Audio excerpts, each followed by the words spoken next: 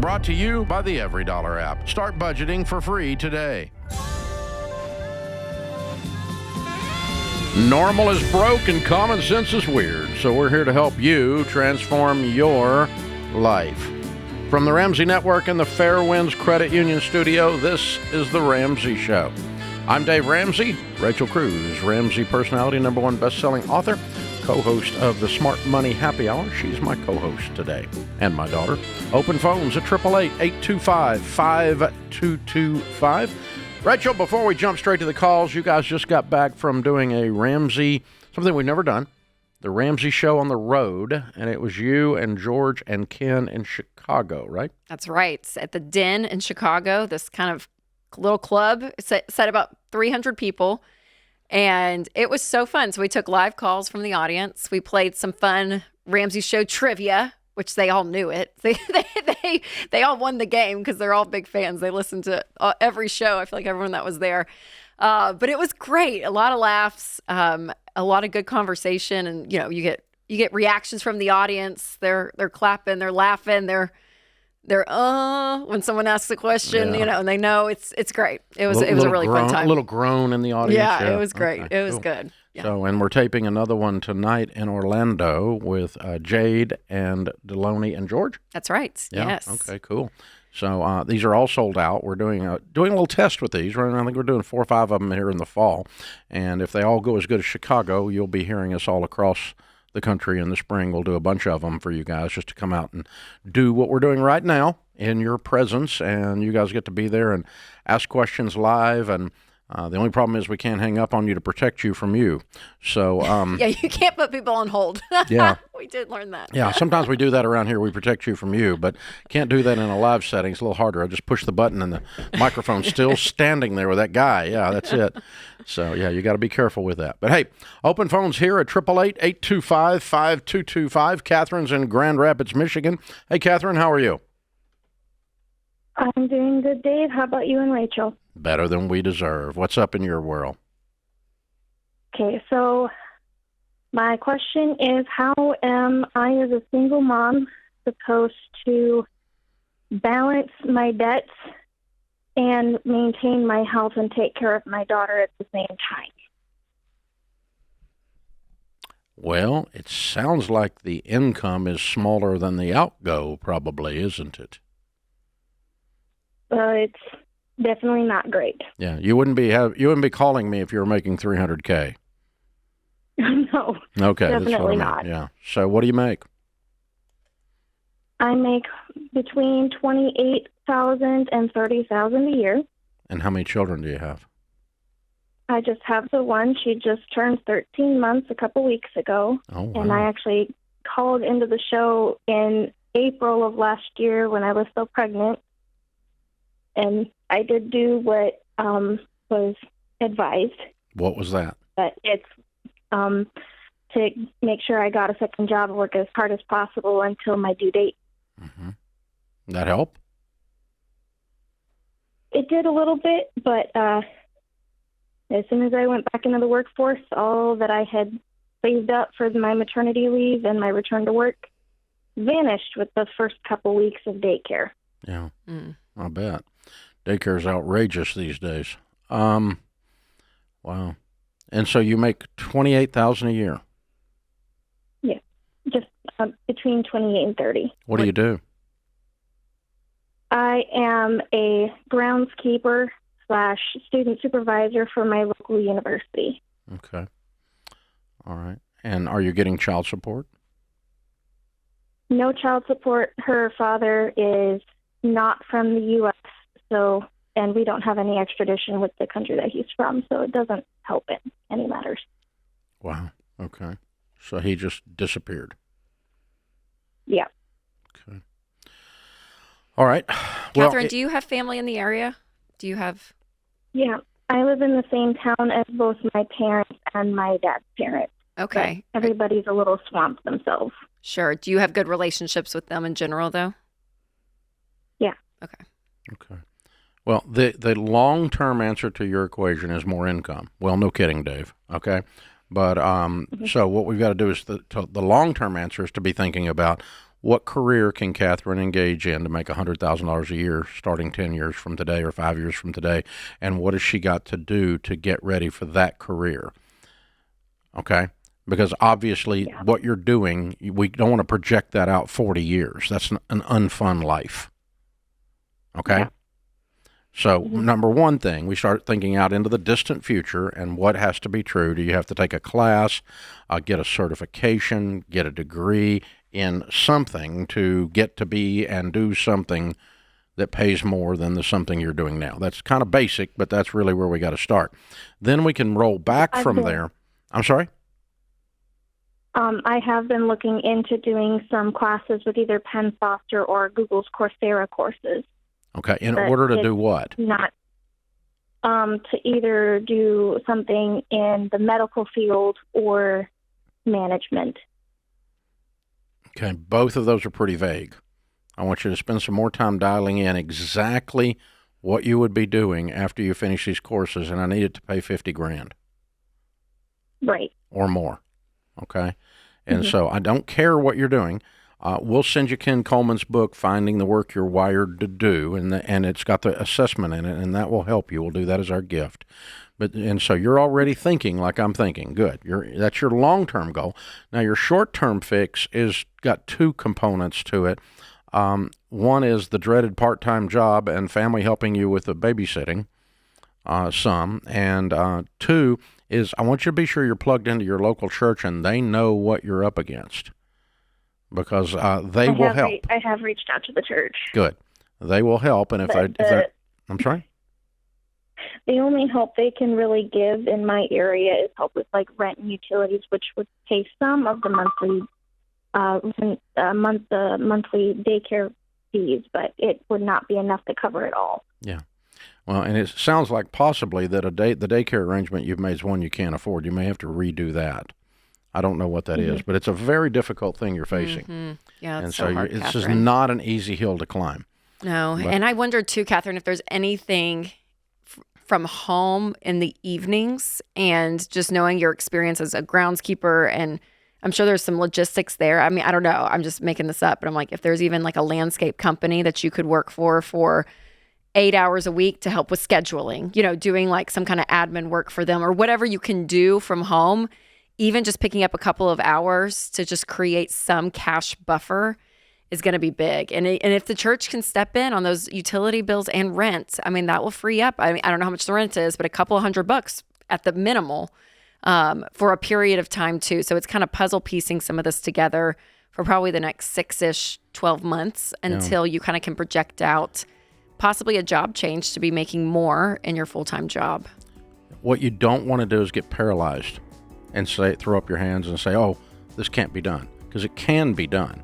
What it is going to require is not a single answer. There's not a single silver bullet. It's turning the knobs, all of these knobs at one time.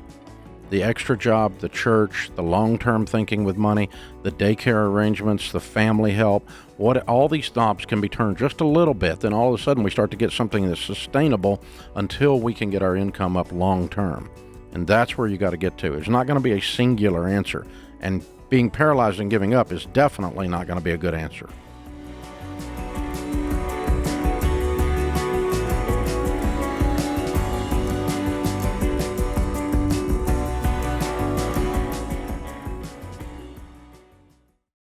Statistics show that half of Americans don't have enough life insurance, or they don't have any at all. I don't understand this, John. Why don't people want to take care of their family? They think they're going to die or something? Well, I used to be one of those guys. I didn't even think about it. And one of my buddies said, hey, the only reason to not have life insurance is if you hate your wife and kids. And I immediately went and got term life insurance. That's a gut punch. And you're telling me, and for decades, Dave, I've sat across people who've lost a spouse. They've lost somebody important to them. Me too. They don't know what to do next. Me too. I mean, you're going to have a crisis here.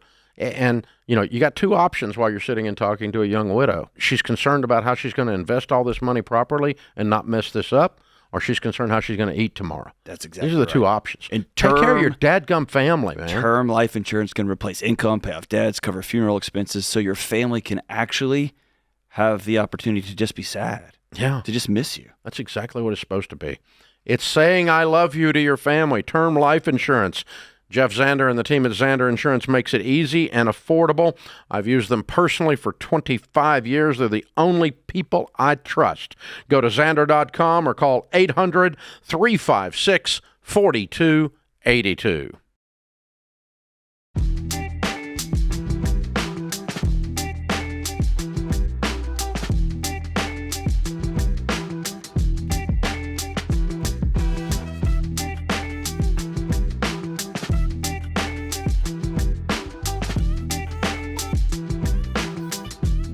Deanna's in Pennsylvania. Hi, Deanna. How are you?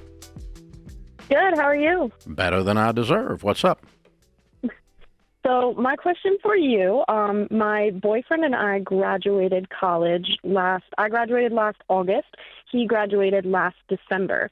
Combined, we had a little bit over $100,000 in student debt. Okay, you're not combined. You're not married. So how much do you have? I had 60, and he had about 55, 60, right around there. Oh, okay. Cool. All right. Yes. And then I'm set to pay mine off in December, and he's set to pay his off in December. So wow. we are going to be student loan free Good for you. within just about a year. Good for you. So planning long-term wise, we're looking to probably get engaged in the next year and a half. So one thing that we are talking about is combining finances after we are married, and we are looking at what to invest in once we get to that point. The next year is going to be saving up. We're planning on having around $50,000 to put as a down payment on a house. We don't want to really buy anything over like $150,000, and then double up our mortgage payments and pay off our house as quickly as we can. But the one big question I had with all of this is I own my own marketing firm. So I cannot invest in a 401k where a company would match it. So my question to you is would it be smart to open something like a Roth IRA to start investing in now so that, we can be millionaires when we retire? Good for you. Well, it sounds like you're doing a lot of planning. Congratulations. And, of course, let me Thank you. clarify one thing before I go back to that question. The house we're going to buy is after you're married, too, right? Yes, correct. Yeah, Yep, okay. we would not be combining finances or buying a house purchasing. together, because it's very, very dangerous to buy. Very dangerous to buy a home with someone you're not married to. Okay. All right. So now, so it's pretty simple. Just at that point, you would have let's say you're married, you're out of debt, you have an emergency fund, and you buy a home with $50,000 down. You're at what we would call baby step 4 at that point, and that means you start putting 15% of your household income away towards retirement, and then you work your budget and you have a life, and any money you can squeeze out of it, you throw at the house and pay the house off early, which was your plan, and that's how you outlined it. Okay, so then that brings us to how do we do 15% of our income? Yes, I would start with 2 Roth IRAs. One of you each have one. Okay. You could start that now, for that matter. I was going to say, yeah, absolutely. After the debt's paid off. Okay. Yeah, once your debt's clear. Yeah, and you can just sit down with a SmartVestor Pro, which is the people that do help our listeners do investing. And they've been vetted by us, and they have the heart of a teacher, and they'll teach you.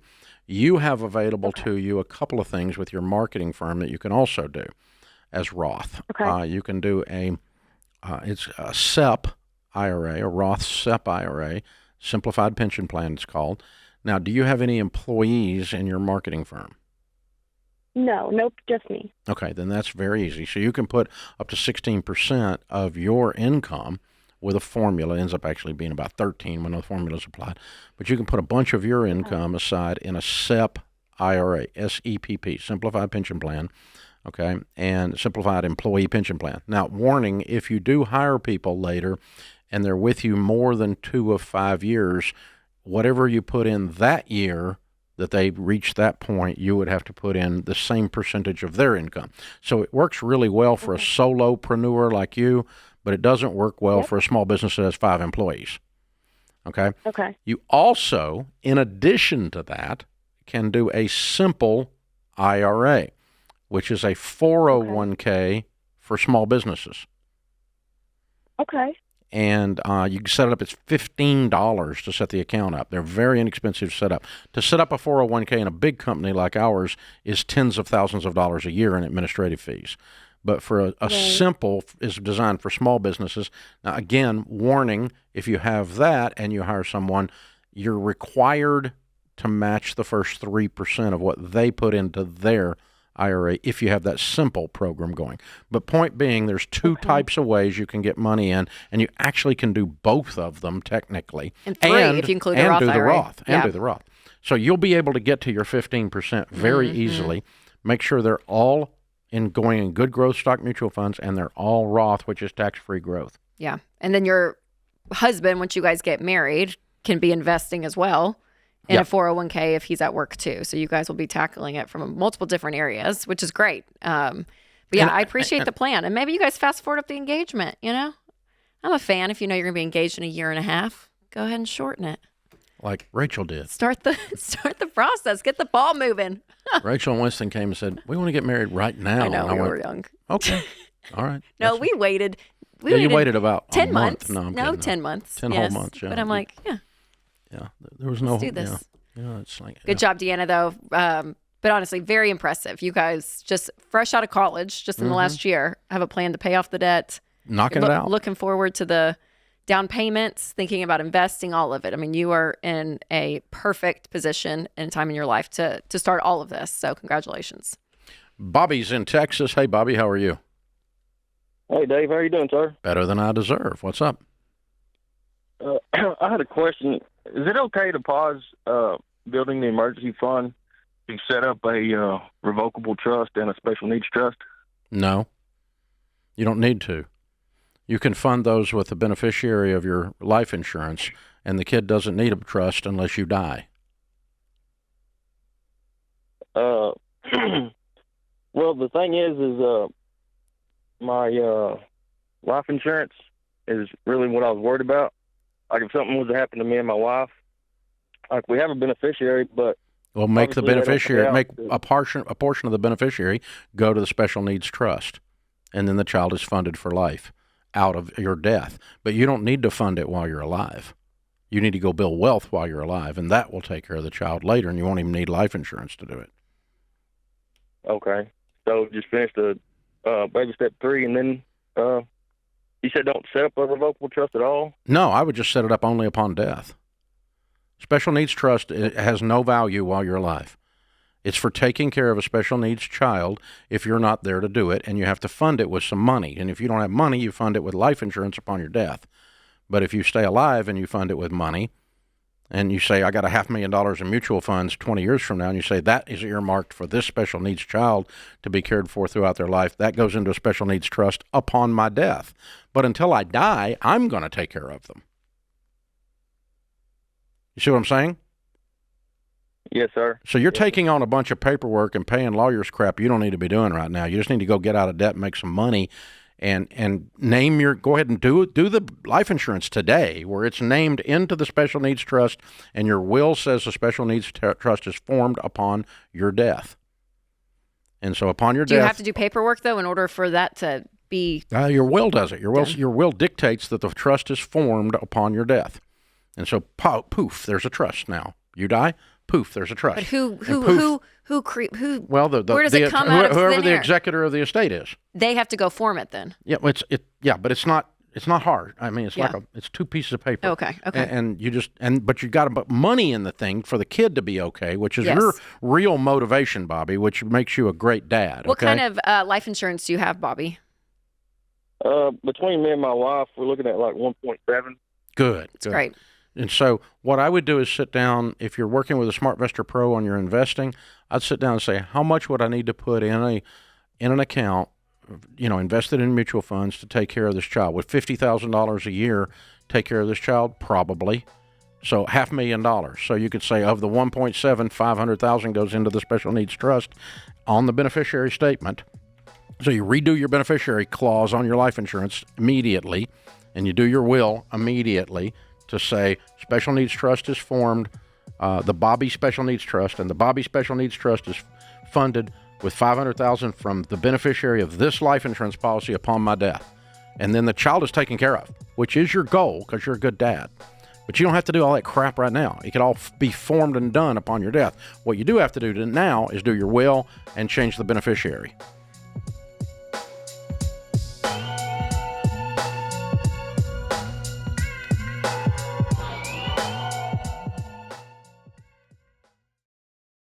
Hey guys, if you're already shopping at Aldi, way to maximize your grocery budget. Good for you. Now, here's how to level up your savings. Make Aldi your first stop every week. From fresh organic produce to grass-fed beef to marinated chicken that's ready to cook to high-quality dairy products, you'll be able to snag everything you need without the hassle and nonsense. Just legit quality and low prices. And families like yours can save up to $4,000 a year just by shopping at Aldi. And that's not a hack, it's just a smarter habit. So stop overpaying, make Aldi your first stop for groceries, and watch the savings stack up. Find a store near you at aldi.us. That's ALDI.us. Savings based on regional analysis of Aldi versus select competitors. Prices may vary by location, product availability, and the market.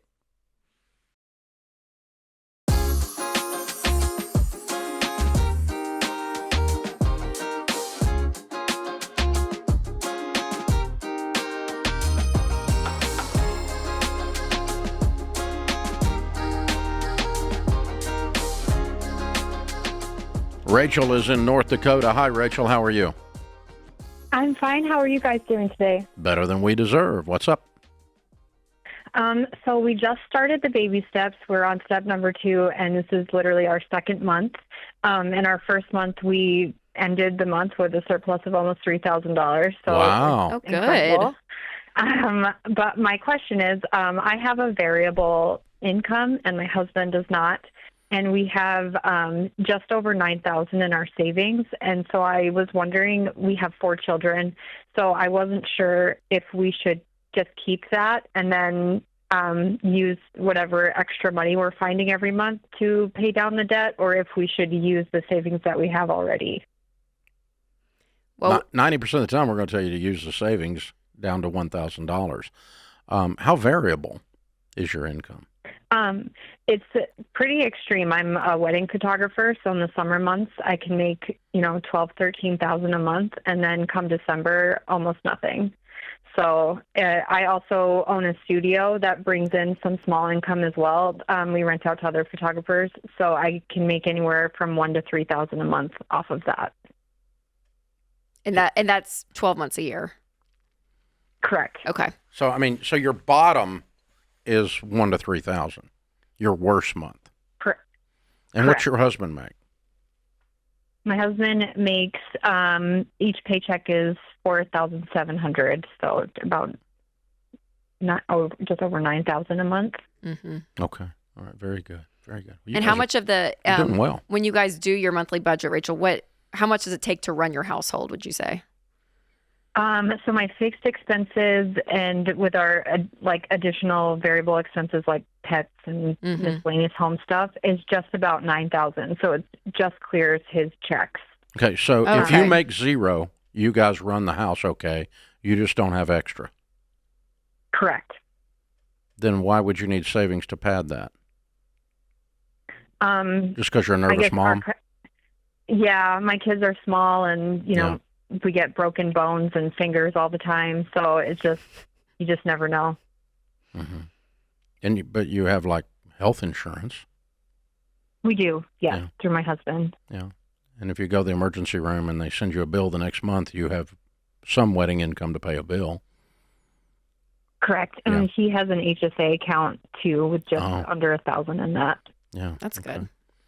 So, yeah, I think you are, it's wise to be a good mom and say, I got 4 kids, and it worries me. It adds to my fear for us to be down to 1,000. I don't have any problem with the wisdom of that, but the actual math is telling us that you probably don't have a problem. Because then how much debt do you guys have left, Rachel? Oh, yeah. We have $40,000 in consumer debt, and then on top of that, just our home, which is But in baby step 2 is the only plan we're going to have $1,000 in the account, and because, so I was going to say, with so your you're going to be stuff, done Rachel, in like 8 or 10 months. Yeah, exactly, right? Yeah. Yep. Yeah. And my husband actually gets a really big bonus in March every year. It's usually 18 or 19,000. So That'll we were finish just it going for to put sure. Oh, that. perfect. Yeah. So according to your plan, we should be done like April or May, the latest. No, but And then be able no, to you'll be done tax. in March because you're taking $8,000 according to our plan of your 9 and putting it on your debt today. Okay. Oh God! Oh God! Sped it up a few months. I heard her take a breath. I'm just going into like my slow season. Yeah, so I understand. Yeah, I but get you that. I get guys that. can eat on your husband's income. You may not reduce Yes. debt, and if you had a horrible month, the worst thing that could happen is that a child breaks a bone, the HSA is used, and the $9,000 supports your family, and you brought in zero, and you're still okay. You didn't even touch the $1,000 emergency small starter emergency fund. That's your worst case scenario. So, and you're just not. That's all. That's not going to happen. And at Rachel, one time. and it's so fast. Like if you guys had 140 of consumer debt, I think, and it's a longer period. There's going to be more time for something to happen, a bigger emergency. But this is such a short period of time. You know what I mean? I almost would just knock it out because you just think about all the debt, all the payments, all the interest, everything that's happening. And if you can start chopping off a bunch of that stuff really quickly, which is what the debt snowball does. And if you're just a little bit scared, it motivates you to do it even faster. Oh yeah, my last month I brought in almost 8,000 last month, just because I've been binging you every single day, so it's like, and you're fired up. You're fired up, and if you're a little bit, and if you add that fired up, just a little bit scared, it'll push you. And I don't think you're in danger. I would not tell you to put your children in danger. Okay, I love your kids. I don't want that to happen to them. And I'm not asking a mom to be irresponsible. Yeah, and we're not asking to live on $1,000 emergency fund for 10 years either. We're asking for 5 or 10 months. And the truth is, from a percentage standpoint, the amount of emergencies that come up that you can't pause the debt snowball and wait 2 or 3 months to be able to save up to pay off that emergency, then go back to the debt snowball. That happens sometimes, but people have the ability to pause it if something happens. Almost never. But most of the little things that come up that people use their starter emergency fund for is smaller than $1,000. But yeah, I mean, it's definitely like takes the breath out of you for a little bit, but you can do it. You guys can do it. It's a good thing. Yeah, Rachel, I will tell you this, you've done a great job of analyzing your situation. You know your numbers. You have a plan. You're running it in your head, and the detail of the question you asked indicates how leaning into this you are. So I really think you'll be done by March. Just my experience is that the people that are paying attention and focused, and they're going on every little thing, they're doing we're binge watching, meaning I'm gathering this information, I'm going to do this, and we're going to put you in the brand new Every Dollar, which is going to hold your hand and make sure you're doing exactly what you're supposed to be doing. It's going to give you step by step through the baby steps while you're doing the budget. It's incredible what we've done with this financial app. It's off the chain. So hang on, and we're going to give that to you as a gift. You guys make plenty of money. You're going to be just fine, and you're going to be so stinking wealthy at the end of this story. It's unbelievable. This is so fun. Great job, Rachel. Good for you. David is in Minnesota. Hi, David. How are you? Oh, I'm doing fabulous. How are you? Better than I deserve. How can I help? So I got an interesting one for you. After a couple of years after I lost my job, I'm living in my friend's house while I get on my feet. I just got back into truck driving. Well, now he's going to sell the house, and I came up with 3 plans on what I'm going to do next. Either I buy a house, and I don't really have any money for down payment. I just finished paying off my last credit card today, or I rent a place, but I'd rather prefer to own. Or the third option, and this is something I'm leaning towards, is living out of my semi-truck. How old are you? It's a company. I just turned 30. And I take it you're single. Correct. And how long would you do that? Since I'm not going to have a credit history starting today, since I don't have any other debt or credit cards or anything else, I don't know how much of a down payment I'm going to need for a house. That way the bank doesn't care what my credit looks like. So I'm thinking probably at least 1 or 2. Yeah. Oh, okay. So if you drove truck and lived in the truck for 2 years and stacked cash as a single guy and made that your home, I think that's amazing. Yes, I would do that. Okay, because a friend or two of mine, or I should say my sister, thinks that it's a little crazy to live out of my semi truck. So, Well, your sister's married and has 2 kids. How did you know?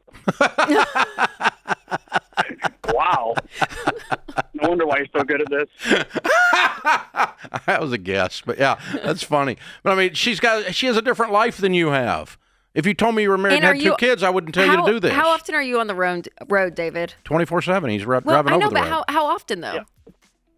Every day? So almost. So my schedule is I can be home every weekend, but every now and then I will drive through a weekend just to make some extra money. Yeah, you're doing long haul runs. Yeah, and you got a sleeper cab, right? You got a sleeper cab? Correct. Yeah, have at it, man.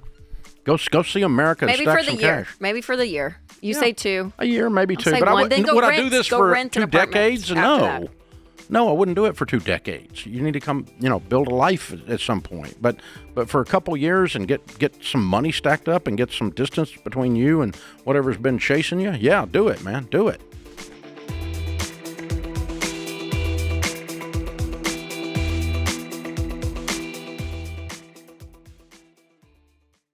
Hey, you guys, more than 100 million Americans carry medical debt, and that is so scary. And it shows that traditional coverage often leaves people to face big bills alone. Families need more than just coverage. They need community. So, what if your healthcare costs less and you are actually supported by other believers in the process? That's why I love Christian Healthcare Ministries. CHM is a budget-friendly, faith-based alternative to health insurance that's been serving believers since 1981. And they've paid over $12 billion in medical bills. Y'all, that is faith in action. So let me say it again. CHM is not insurance. It's a nationwide health cost-sharing ministry.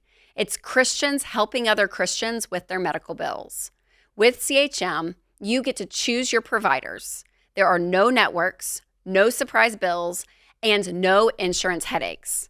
Whether you're just starting out as a family or you're looking for something that fits your budget better, CHM is where your faith and finances agree. Programs start at just $98 a month. So go to chministries.org/budget to learn more and take the leap of faith today. That's chministries.org/budget.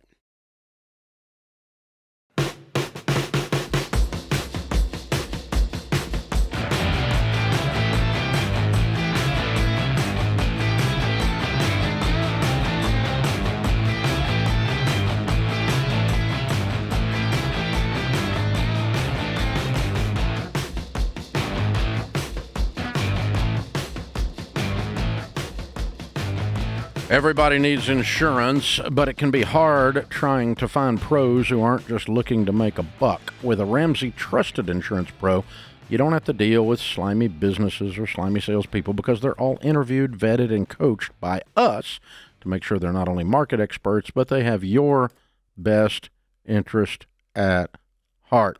Go to RamseySolutions.com/coverage to find the type of insurance you're looking for, and then you'll connect you with a Ramsey Trusted agent in that area. Or click the link in the description. We'll help you out. Carly is in Arkansas. Hi, Carly. How are you? Hi, guys. I'm good. How are you? Better than I deserve. What's up? Thank you guys for taking my call. I'll let you know I'm pretty nervous. I really look up to you guys and appreciate what y'all do. Well, thank you. How can we help? So, for some context, I'll be 20 this month, and I'm getting married in January. Congratulations. Thank you.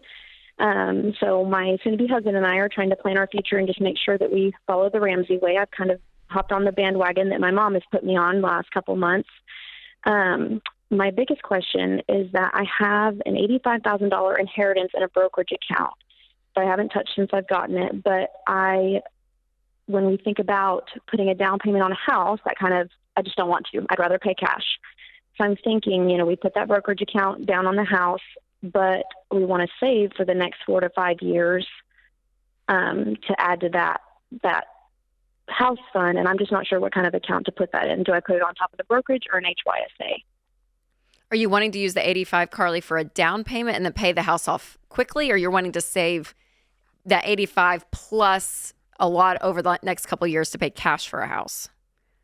The the 85 plus the rest to pay cash. Okay, so you guys won't buy a house for a few years, and where do you keep saving that money till you buy? Is what you're asking. So Yeah. who has the brokerage account? Well, I do, but we will. No, I mean, is it with a company that is doing all of your investing, or you just parked it there because your grandmother had it there, or what? It's with my finance guy. So with the company, I believe. Okay. All right. So if you were with one of our SmartVestor pros or with your financial advisor, if it's someone you trust, it should be in a good growth stock mutual fund. And that's what it's in. Yeah, and you should add to that. Not a high yield savings account pays a fourth of what the mutual funds are producing these days. So no, you want to get a full ride on because that. it's going to be a couple of years, Carly. If you guys were going to put a down payment or something and you were saving for 6 months, that would be fine to do like a high yield savings if you were starting new. But something long term like that, then yes, the investing you got a side 3 is to a good. 5 year window. You got plenty of time to ride the market up and down and watch what it's doing and do be perfectly safe doing that. So I would sit down with that guy and make sure that you feel good, both of you and your fiance, soon to be husband, feel good about the account that it's in. What's the brokerage account invested in? And I want to understand that. And once I understand that, say, okay, the purpose of this is I'm thinking about pulling this money out in 3 to 5 years, and I'm going to be adding some to it for a down payment. Is this okay? Is this safe? And they're going to talk you through it and walk you through it, and then then you make the decision if you want to leave it exactly there or not. But I think you probably do. It sounds pretty good, and I really like that. You're showing a lot of maturity because a lot of 20-year-olds that get married, they want to buy a house 5 minutes later. And I love that you're willing to take a breath, and we want to save up even more. We're talking about buying, completely debt-free. That's pretty incredible to think about. Yeah, it's amazing. How about that for a cool goal if you're 20? Yep. That's a pretty cool goal. But I mean, she's starting with 85, which will be 100 soon. You know what I mean? Like it'll start snowballing for sure with the interest and then adding to it. So well done, Carly. Ashley's in Washington. Hi, Ashley. Hi, Dave. Hi, Rachel. How are you guys? Great. How are you? I'm so good. Thank you so much for taking my call today. Sure. What's up? Well, so my husband is looking to switch jobs. I know he's feeling a lot of pressure and stress about this because it would be a pay cut for our family. And in the past, I've proven that I'm not able to stick to our proposed budget.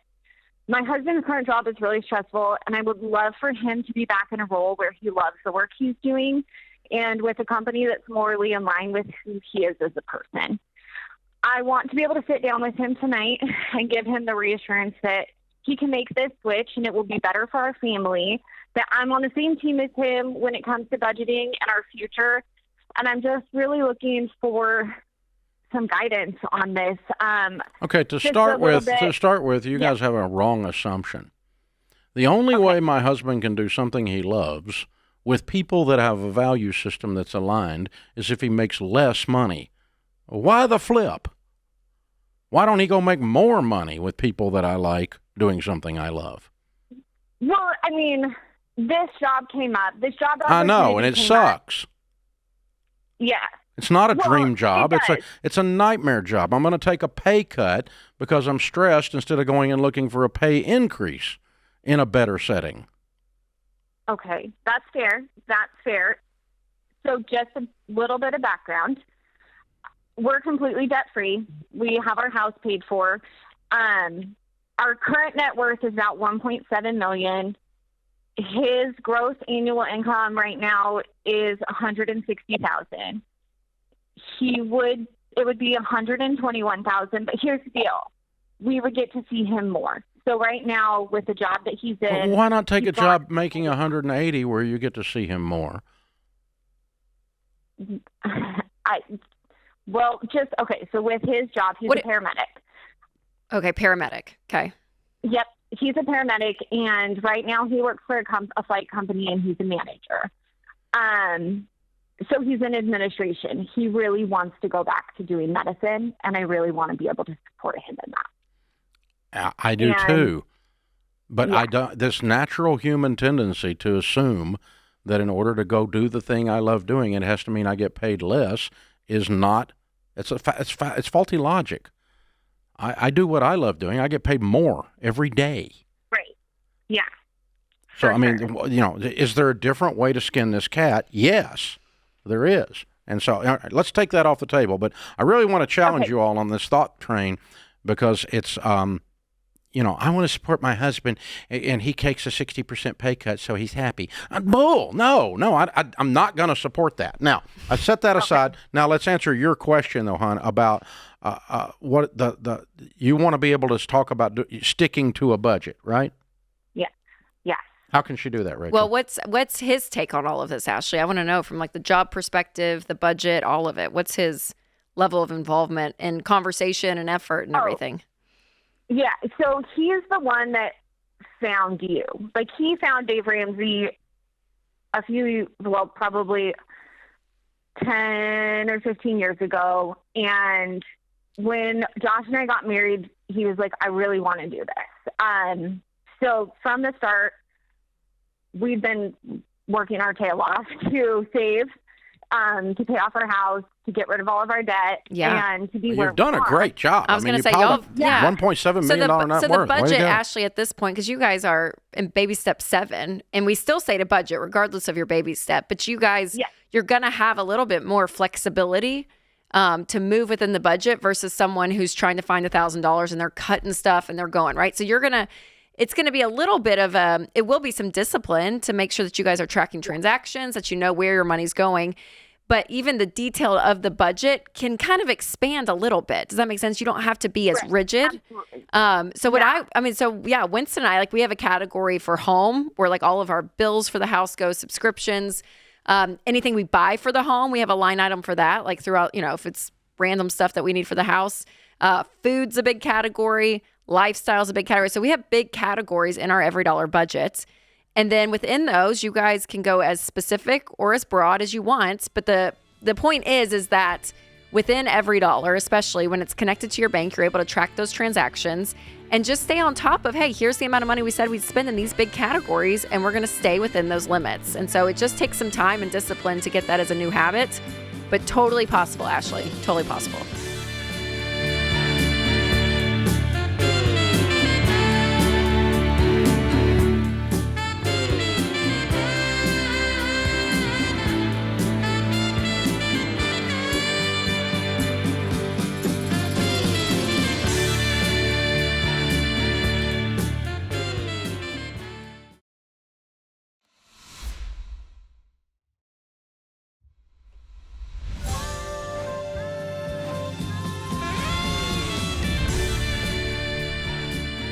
Welcome back to the Ramsey Show in the Fairwinds Credit Union studio. I'm Dave Ramsey, your host. Rachel Cruze, #1 best-selling author, Ramsey personality. My daughter is my co-host today. Nicole is in Mississippi. Hi, Nicole. How are you? Hi, Dave. How are you? Better than I deserve. What's up? So I'm having a bit of a dilemma. Excuse me, I'm a little nervous. It's okay. My fiance and I, we get married next week on Friday. Oh, congratulations. Coming up. Yes, very soon. We are excited about that, but I am still in the mindset of my debt, his debt sort of thing. My dilemma is I'm having a dilemma with using my $800. I'm on baby step 1 to throw at my credit card that I am behind on. And my minimum is half of my take-home pay. So it's half of what I make in a month. That's what my minimum is. And that is the only card. I'm sorry, what is your minimum? That's $2,734. What do you owe on this credit card? $13,000. And you have a $2,700 payment on $13,000? Yes, I fell behind for a few months, and then it's just interest added on, and it's becoming unbearable. Oh, and I don't want so to. That's not the normal minimum payment. It's all the back payments. Yes, it's okay. normally around $300 or $400. Ah, that sounds more like it. Okay. Mm-hmm. Yeah. All right. So, and you bring home what, 5,000, 6,000 a month? About 5,000. Yeah. Okay. Yes. Mm-hmm. And you're getting married, and he has how much debt? He has about 40. Mm-hmm. And you only have 13? or you have a car and everything else, or what? So together we have about $79,000 worth of debt. Okay, which means you have another 20-something other than this 13? Yes. On what? It's personal loans. I owe a family member. It's a various of other things. Okay. And so your household income's about 80, right? Your income, and what's his? So my income is about, like I said, that $5,000, and his is about the same a month as well. That's your take-home pay. Yeah. Okay. Yes. All right. So that's $120,000 take-home pay, and so you're probably making $150 or so. Okay. All right. And we need to pay off 80 overall. So yes. Really, you don't really have a minimum payment of $2,700. You have a single payment of $2,700 to get current. Okay. Right? Because the next month it won't be $2,700; it'd be $300. Well, if I don't pay on it, if I don't get caught up on it, I know. If you pay $2,700, the next month your payment would be $300. Yes, yeah, that's correct. That's what I'm saying. Okay. So what I would do is just call a credit card company and ask them to roll that in and reset your payment. Well, I called them. I don't have a problem saying their names, Capital One. I called them and they said that there's nothing that they can do. Okay. And then there's nothing I can do. You're not going to get paid. How's that? You get nothing, honey, if you don't work with me, because I got no money. I can't pay you $2,700. I can pay you. I can pay you $300 if you want to reset the payment. That's fine. Probably I need to talk to your supervisor because apparently your two brain cells aren't rubbing together. This is how you talk to Capital One. What's in your wallet? Stupid. I mean, come on. Of course they can roll that in. They do it every day, all day long. But you got some junior Birdman on the phone up there in a cubicle, right? And so you got to nail them. That's what you have to do, and then catch them up anyway, because you got to get the whole stupid thing paid off. And remember how they treated you the next time you get ready to whip out that card or do any business with this company. Oh no, I'm done. Cut the stupid thing up, and let them know that we're done. We're breaking up here. You aren't all you were cut out to be. I don't care which particular movie star gives me financial advice on your stupid commercials. Oh God! So it would hurt me to close it and then pay them later. Doesn't matter. Doesn't matter whether you close or not. You still got exactly the same problem. So yes, that's true. Yeah. So here's what you can. I just call and mess with them. And just start out. You're nice, Nicole. You got to kind of have to hype up yourself start out before pleasant, you go. And then end up nasty before you get off. Yeah, get ready to dial the nasty up pretty quick as you're on the phone if their brains aren't working, because sometimes apparently they aren't. And so, now then the trick is it doesn't matter, because in the end of just a few months you're going to have a zero balance on this because you're going to get paid off. Because you make $120,000 after you get married, and y'all need to clean this $80,000 up fast. And one of the first orders of business is this credit card, because it's probably one of the smallest debts you all have. Right? Yes. So we're going to list that in the debt snowball, smallest to largest, and I'm going to pound their face in. And it's going to sound like $2,000 a month or $3,000 a month, regardless of what their minimum payment is. Your minimum payment is, I want you morons out of my life forever. Okay, and I'm teaching you to be a little bit angry about this, because that's a good thing. That'll push you through this and cause you to just pound their face in with the math as you're doing your budget. You're going to take that Capital One, take that Capital One, take that Capital One. 35 years ago, American Express called Sharon and asked her why she would stay with a man that wouldn't pay his bills. And I'm still pissed. 35 years later, I'm still pissed. I would still find that guy if I could find him, because she called me crying at work like, I'm thinking the same thing, right? And so, oh my God, these guys, they're just it's a ridiculous company. And Nicole, for you and your husband, I mean, make this a year, the first year of marriage. It's a crusade. And you guys are working extra at night. Like, I mean, you're high-fiving in the middle of the night because you don't see each other. I mean, like, make it really... Be done with it. Like, get really, really aggressive with this, and then it's done forever. And then for the rest of your marriage, you guys have no debt. You have your whole income, no stress. It's a beautiful thing. And so the more intense you guys can be in this first year, and if you guys want kids later, even before the kids, like this is the time to do it. Yeah. So if you don't pay them $2,700 and you pay them $2,100 because they're first thing on your debt snowball, and that's all you squeeze out of the first month's budget, or $1,000, or you pay them $1,000, whatever you pay them, I don't care. Then the next month you pay them a bunch more, and the next month you pay them a bunch more. I don't really care what they think. It's irrelevant. Just pound well, their what sucks is the interest, right? You get 26% on this amount. You know, but it's 22%. It's on the whole thing anyway. I know. It's on the whole $13,000. Yeah, that's true. Yeah, period. yeah. It doesn't matter. The interest is the It's interest so until high, you get it paid though, off. with that credit card. Yeah, get it knocked out. What's in your wallet? Oh, God, money now, because I don't have you people in my life. Yeah.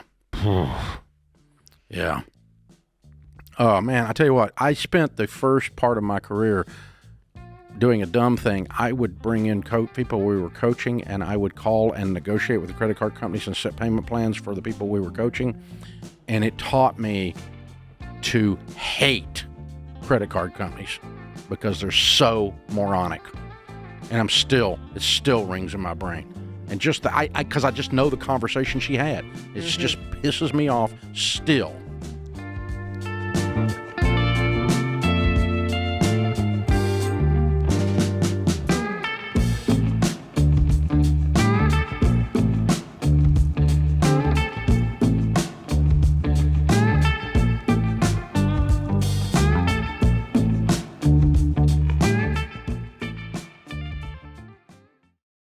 If you've listened to me for more than 5 minutes, you know that being normal with your money is not a good thing because normal is broke. And I want you to be weird. That's why I love what we're doing with Fair Winds Credit Union. Our friends at Fair Winds just launched a brand new Ramsey debit card. And it says, debt is normal, be weird, right on the front. I love that. Because every time you swipe it, you're choosing to live differently with no credit card payments and no debt. You see, Fairwinds has been helping people like you ditch debt faster and build wealth for years. They're not trying to shove credit cards or auto loans in your face like the big banks do. And they've worked with us to create the Smart Bundle for Ramsey fans. It includes a no-fee checking account, a high-yield savings account to supercharge your emergency fund, and now the Ramsey debit card to help you stay focused on the baby steps. We're excited for you to try it. So check them out today at fairwinds.org/Ramsey. That's fairwinds.org/Ramsey. Insured by the NCUA.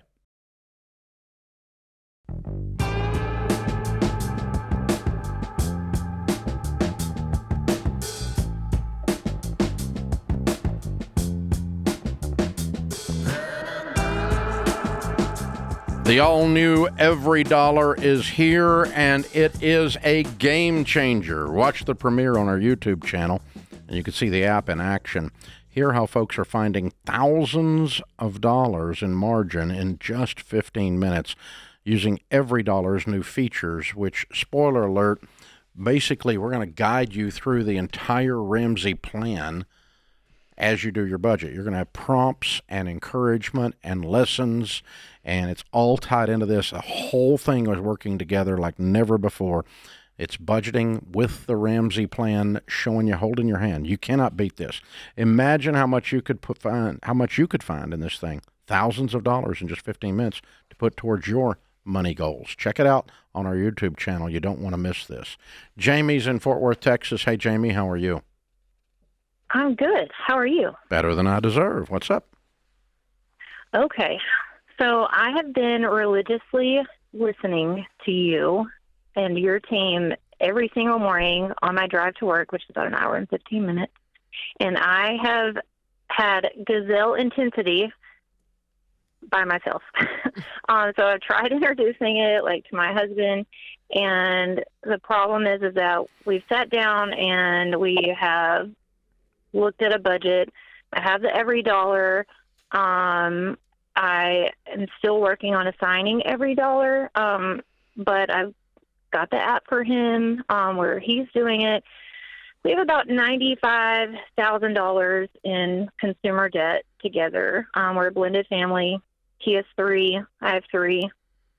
And the problem I'm having is that I am wanting so badly to get out of debt, but I am the primary breadwinner because he's in the roofing business, and we've had some issues with getting roofs approved, and it's just been really slow. So there's a lot of inconsistency with his paychecks coming in, and it's causing a lot of resentment on my part and probably toward him, to where we went to counseling and we had to have an agreement to where I could only talk about the budget for an hour on Tuesdays and an hour on Fridays. So that's kind of where we are. And I just need to know what to do to move forward. So one, we can be a team together, and how am I supposed to do this with his inconsistent Jamie, can I ask, is the resentment from you coming from that he's not fully on board with the plan, and you guys together are like, hey, regardless of who's bringing the income, this is what we're doing, we're paying off debt as fast as possible? Is that the resentment, or is it that he can't seem to keep an income because the work is so wacky and you don't really know what's going on there? Yes, that's what it is. Because he's got a child that's in college, and then the other one has already graduated, but I'm that's irrelevant to his income. Afford it. Well, it is when he can't afford to pay all of the bills that he came in with. Then now I'm responsible for those. And so he's paying his kids' college tuition and not paying his own bills. Right. I paid everything last month. He's got about $4,000 that go out to his kids and their college and car payments and insurance and child support and all of that, and isn't able to contribute to our house. So in the month of September, we had no money coming from him. How long have y'all been married? Well, actually, we will be married 1 year on November the 4th, and I wanted to go on our anniversary trip to the Money and Marriage in Nashville, and I was like, I know that we're in debt. I was like, but I feel like this is an investment, in our marriage, because we need it. And he disagrees with me. I was like, well, I could pay for that, but he said he'd rather go on a cruise, but I'm not doing it. I think you need a new marriage counselor, because the marriage counselor said that you can only talk about a budget 2 hours a week, and a budget isn't even the problem. Yes, I agree. And so that was you getting smacked into the corner by a marriage counselor as being unreasonable, trying to ask him to be reasonable with his contribution to the household. That's not a budgeting problem. That's a values and income priority problem. That's a priorities problem. I'm choosing to put $4,000 in a college student's car payment instead of taking care of my new wife. That's a problem. That's not a budget. Right. That's not you talking about Ramsey or you talking about a budget issue. That's a problem of respect and who's, you guys. He didn't ask you about that. He just declared you get nothing, and you have to feed me this month. That's not a budget problem. And so I think your marriage counselor is a weenie. I think you need to get a good, strong marriage counselor that will sit down and talk to both of you clearly about your priorities and your communication over those priorities. And you guys did a lousy job of setting this up prior to marriage, because this is a barrel of fish hooks you both walked into, and you did no planning about it. That is correct. Yeah, and so you're reaping that right now, and it's just harsh. I'm so sorry, but yeah. You can have 2 free tickets to come to Marriage and Money. Yeah, we'll give it to you. We'll give them to you, but I don't want you to think that that's the answer to your problem. You need more than a Marriage and Money weekend at Ramsey will give you. You need in-depth crisis marriage counseling. You have not even been married a year, and this thing is unraveling rapidly and before my eyes as you talk about it. It's really scaring me for you guys. I feel that also. He's so checked out in what his new wife's needs are that he's not even dealing with it. And that it's, again, Jamie, you're not being unreasonable, right? I'm like, do you know what I'm saying? Like you're not crazy. Like the fact that you're like, this feels off. This doesn't feel right. I don't feel supported.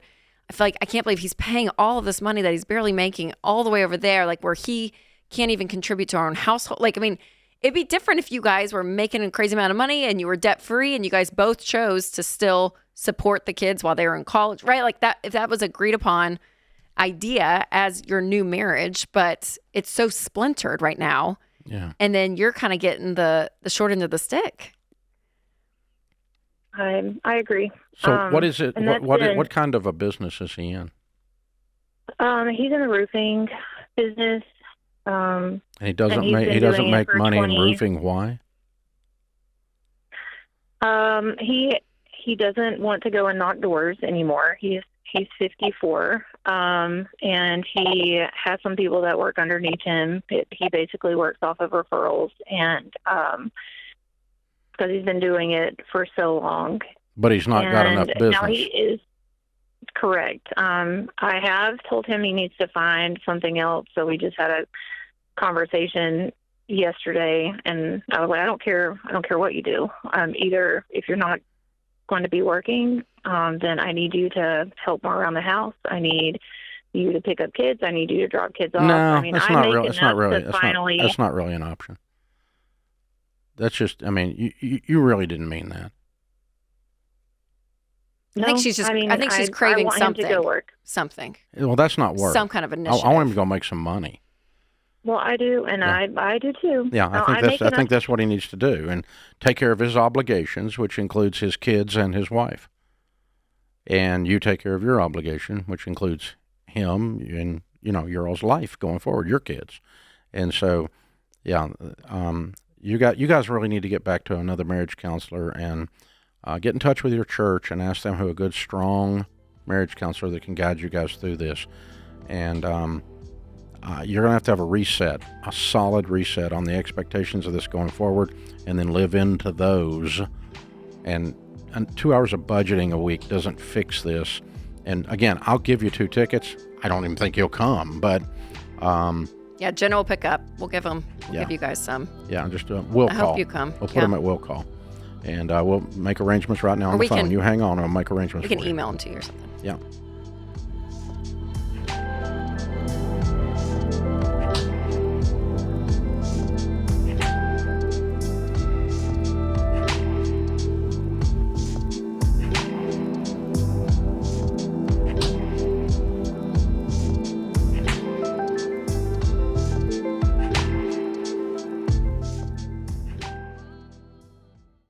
Buying a home these days can be a real dog-eat-dog situation. Just when you think you've found the right house, somebody else swoops in with a better offer. So you need an edge. Home Buyer Edge from Churchill Mortgage can help you win against the competition with the ultimate triple threat for home buyers. 1, your pre-approval is handled by real humans, not just a computer, so you're positioned like a cash buyer even without the cash. 2, sellers love a sure thing. So Churchill backs your offer with a $10,000 seller guarantee. If your loan falls through, the seller gets $10,000, which takes away their fears about financing and gives them another reason to say yes to your offer. And 3, Churchill secures your rate for 90 days, so you don't have to worry about the interest rates going up while you find the right home. It doesn't cost you anything extra, and if rates drop, so does yours automatically. With Home Buyer Edge from Churchill, you're not just another buyer, you're a top contender. Go to churchillmortgage.com to arm yourself with the ultimate home buying edge today. That's churchillmortgage.com. This is a paid advertisement. Home Buyer Edge and Seller Guarantee are available for qualifying borrowers and select loan types only and are not available in all states or locations. NMLS ID 1591, NMLSconsumeraccess.org, Equal Housing Lender.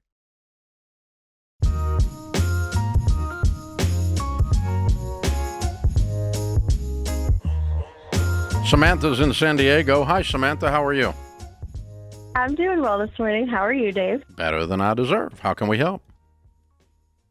So, forgive me, I'm a little bit nervous and I feel all over the place, but I am trying to make some future decisions without making bad decisions for a future wedding. And we had a lot of big changes this year. I got married and I bought a house. So I would love some Dave wisdom. Okay, a future wedding, but you got married. I got lost. Yeah, I was hoping you'd catch that. So my husband and I, we've been together for 5 years. We lived with some family on property for a little while to save for a house.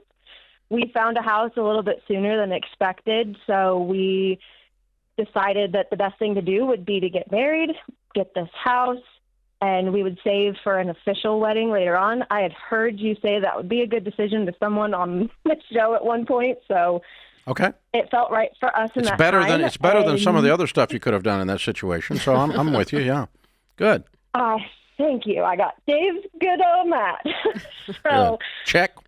Survived that one. Okay. We are 25, debt-free. We bought our house, and we are having this wedding on a cruise ship in March with family, and we have about $3,500 that we need to just save and pay off for that. Cool. Well, you could do that by March. Yes, we can. We also I just got the Every Dollar app, and I'm looking at like margin, and it's stressing me out like crazy. My husband is like a turtle in a hurricane, and it's like, we got this. And well, at least you married a stable guy. And I'm like, is this guy real? Because he sounds like Dave Ramsey. So he's never read your book. Are you the hurricane? Oh my gosh, he is going to love that. That's so fun. I never heard a turtle in a hurricane. I've heard a turtle on a fence post, but I never heard a turtle in a hurricane. That is a great one. I will use that. All right. So he's not worried. What is your household income? So we bring in $8,000 a month. Okay. Is what. And he's not worried because he thinks you can have $3,500 out of $8,000 between now and March. Yeah. Okay. And why are you worried? I have been a hurricane prior to meeting him, and this whole talking about money and having an app where we see every time we go to the store and Starbucks has been new, and it's revealing. Budgeting, it is, and it's so scary. Yeah. And oh no, it's just uncomfortable and awkward. Yeah. It's not really scary. It's very certain. Yeah. Yeah. It's revealing. It ouches. It touches places I didn't want people to see. Yeah. Oh, but ouch. Yeah. I got you. I'm with you. That makes sense. I had debt prior to the relationship. He never did. So I worked really, really hard, and he helped me, and so did you guys. Oh my gosh. So we're here now, and I want to make sure I don't put myself back in that boat. I know I won't. Good. But well, how about we won't? Yes, I know we won't. Yeah, so you and the turtle work together. With the big picture, I'm like the worrywart on the turtle. Like, how do we save? How do we invest? How do we have a family? How do we do all that? Yeah, well, number one, just like you did before, how do you eat an elephant a bite at a time? Okay, so you lay out a game plan, and you look at every dollar together, and you say, if we only spend X and Y on those two things, we will have the money to go on the cruise and do the wedding. If we blow the budget, we will not have the money to go on the cruise and do the wedding. So let's lay out the plan and stick to the plan so that our best life ends us on a cruise in March doing a wedding. And then all of a sudden, everything calms way down. But what ends up coming is a lot of no's, because you have to look at yourself and go, no, I can't do that because I'm going on a cruise in March to do a wedding. Oh, no, we can't go over there because we're going on a cruise in March and doing a wedding. Oh, we're not able to join you tonight. I'm sorry, because we're going on a cruise in March to do a wedding. And all of a sudden, all those no's start popping up, and that's what you're not used to. And that's okay. Yeah. That's a new thing. It's a new thing for you. It's okay. Samantha, when you guys did the Every Dollar budget for the household, how much do you guys spend on essentials? Do you know off the top of your head how much it would cost to keep everything running, like food, electricity, mortgage, all of it? $5,000? Yeah, and that's with because we have animals and okay, so like $3,000 a month margin. Yeah, you could do that in like 2 months, Samantha. So I fear that maybe the wedding wasn't the fear. It's after that and the next big goal. He's confident that there's going to be an add-on to our house, and save up and pay for it, just like you're doing the wedding. Yeah, and he wants to do some real estate at some point, and I don't have any of that wisdom. So it's okay. Let's just do one thing at a time. Let's build a little bit of confidence by doing the actual saving and the wedding, and we've combined our finances, and we're working together, and we have a plan that we are going to stick to hit our goals. These are new words. Used to be me, now and I. Yeah. And now it's we and us. And then first we'll get the Cruze wedding out of the way, and then we'll start talking about, okay, how much is the add-on and what's that going to cost, and then let's build some wealth, because someday we'd like to do some. Of it, it just begun. It's just you just chip away at it, one little thing at a time, and you keep laying out the numbers, and the numbers will guide you right through it. Is too, Samantha, remember, like, none of this is urgent. I mean, the wedding to a degree in 6 months, right? So we want to save for that, but the house renovations, the all of that, like, you're okay. You guys are good, right? So nothing has to happen tomorrow. So give yourself some of that, like, kind of grace and patience in it. Because I'm an urgent person too, Samantha. I'm wired more like you. So I totally get it.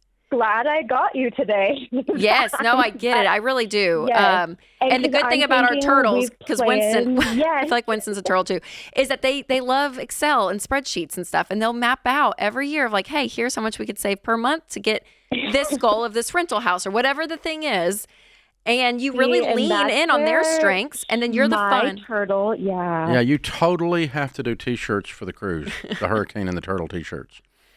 Maybe, and with a little bride bouquet and the whole bit on the hurricane. Oh, this is. I hope y'all don't get a hurricane on it. No, I said T-shirts. No, I know. The hurricane and I'm the just tortoise. saying it out loud, though. We don't want a hurricane on that cruise. And now I present you Hurricane and Tortoise. Oh my gosh. Yeah, this is so great. It's so fun. It's good, Samantha. You were fun, Samantha. You're fun. Thank you. And you're going to do great. You're going to do better than your feelings are telling you, because you've never done this successfully long enough to build confidence yet. And Rachel is on the other side of that, in that she's got a decade plus of successfully working with Winston. And she's right. Winston is more of the tortoise than the hare. And he's very steady, very predictable, doesn't do drama. And so they've had a decade of working together, and that has, now you've got great confidence in that. Yeah. Maybe the first day you didn't. Yeah, and sure. And the beauty too of all of this that you guys will learn in marriage, but it reflects in your money, is you get to be yourself. You still get to be fun, Samantha. You get to lean and have the blessing of having a spouse who is different than you and has strengths that you don't have. And then you're going to be a gift to him, because you're going to have strengths that he doesn't have. So it really is this yin and yang. And I think that's the beautiful part of it, is that when we say working together as one, I think some people freak out because they think, oh my gosh, I'm going to lose who I am and all of this stuff. And no, you be who you are. And the beautiful thing is your values are aligned. You guys know where you want to go in general together, and how you get there may look a little bit different, right? But those are the conversations you get to have as a couple. And so leaning on each other in that, I think, is beautiful. Turns out turtles have fun too. They do have fun. We help them have fun, though. We create a little chaos to create the fun. Right, I've never forget. Winston's like, Rachel's job is she's the fun girl. That's Rachel's job. And our premarital counselor, I'll never forget, looked at him and was like, wow, she's pretty urgent. And I was like, I am. Yeah. I am. I'm an urgent person. So I get it, Samantha. I totally get it. Y'all are going to do great. You're going to do great. Hurricane and the turtle. This is great. The great radio.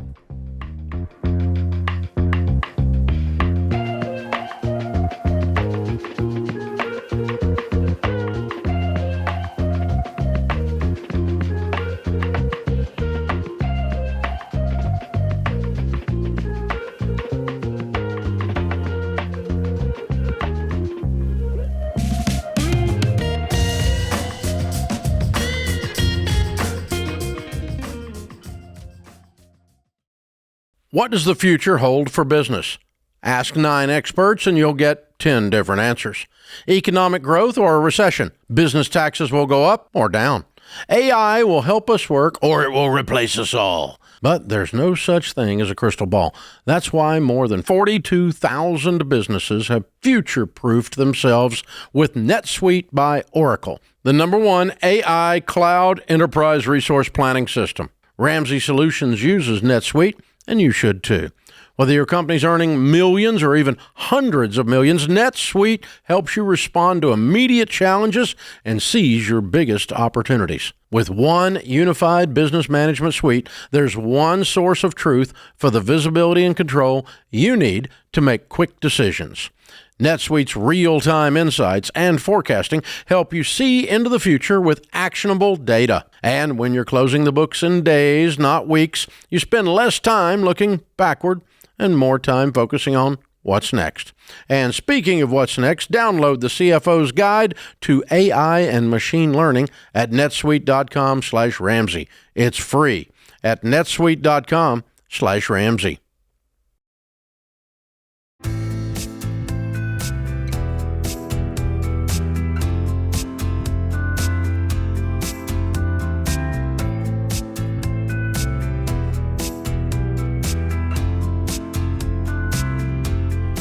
Dale in Missouri. Hey, Dale, what's up in your world?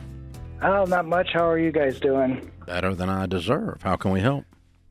So, the holidays are right around the corner, and my wife and her family have quite a few traditions for Christmas time, and they are starting to get rather expensive.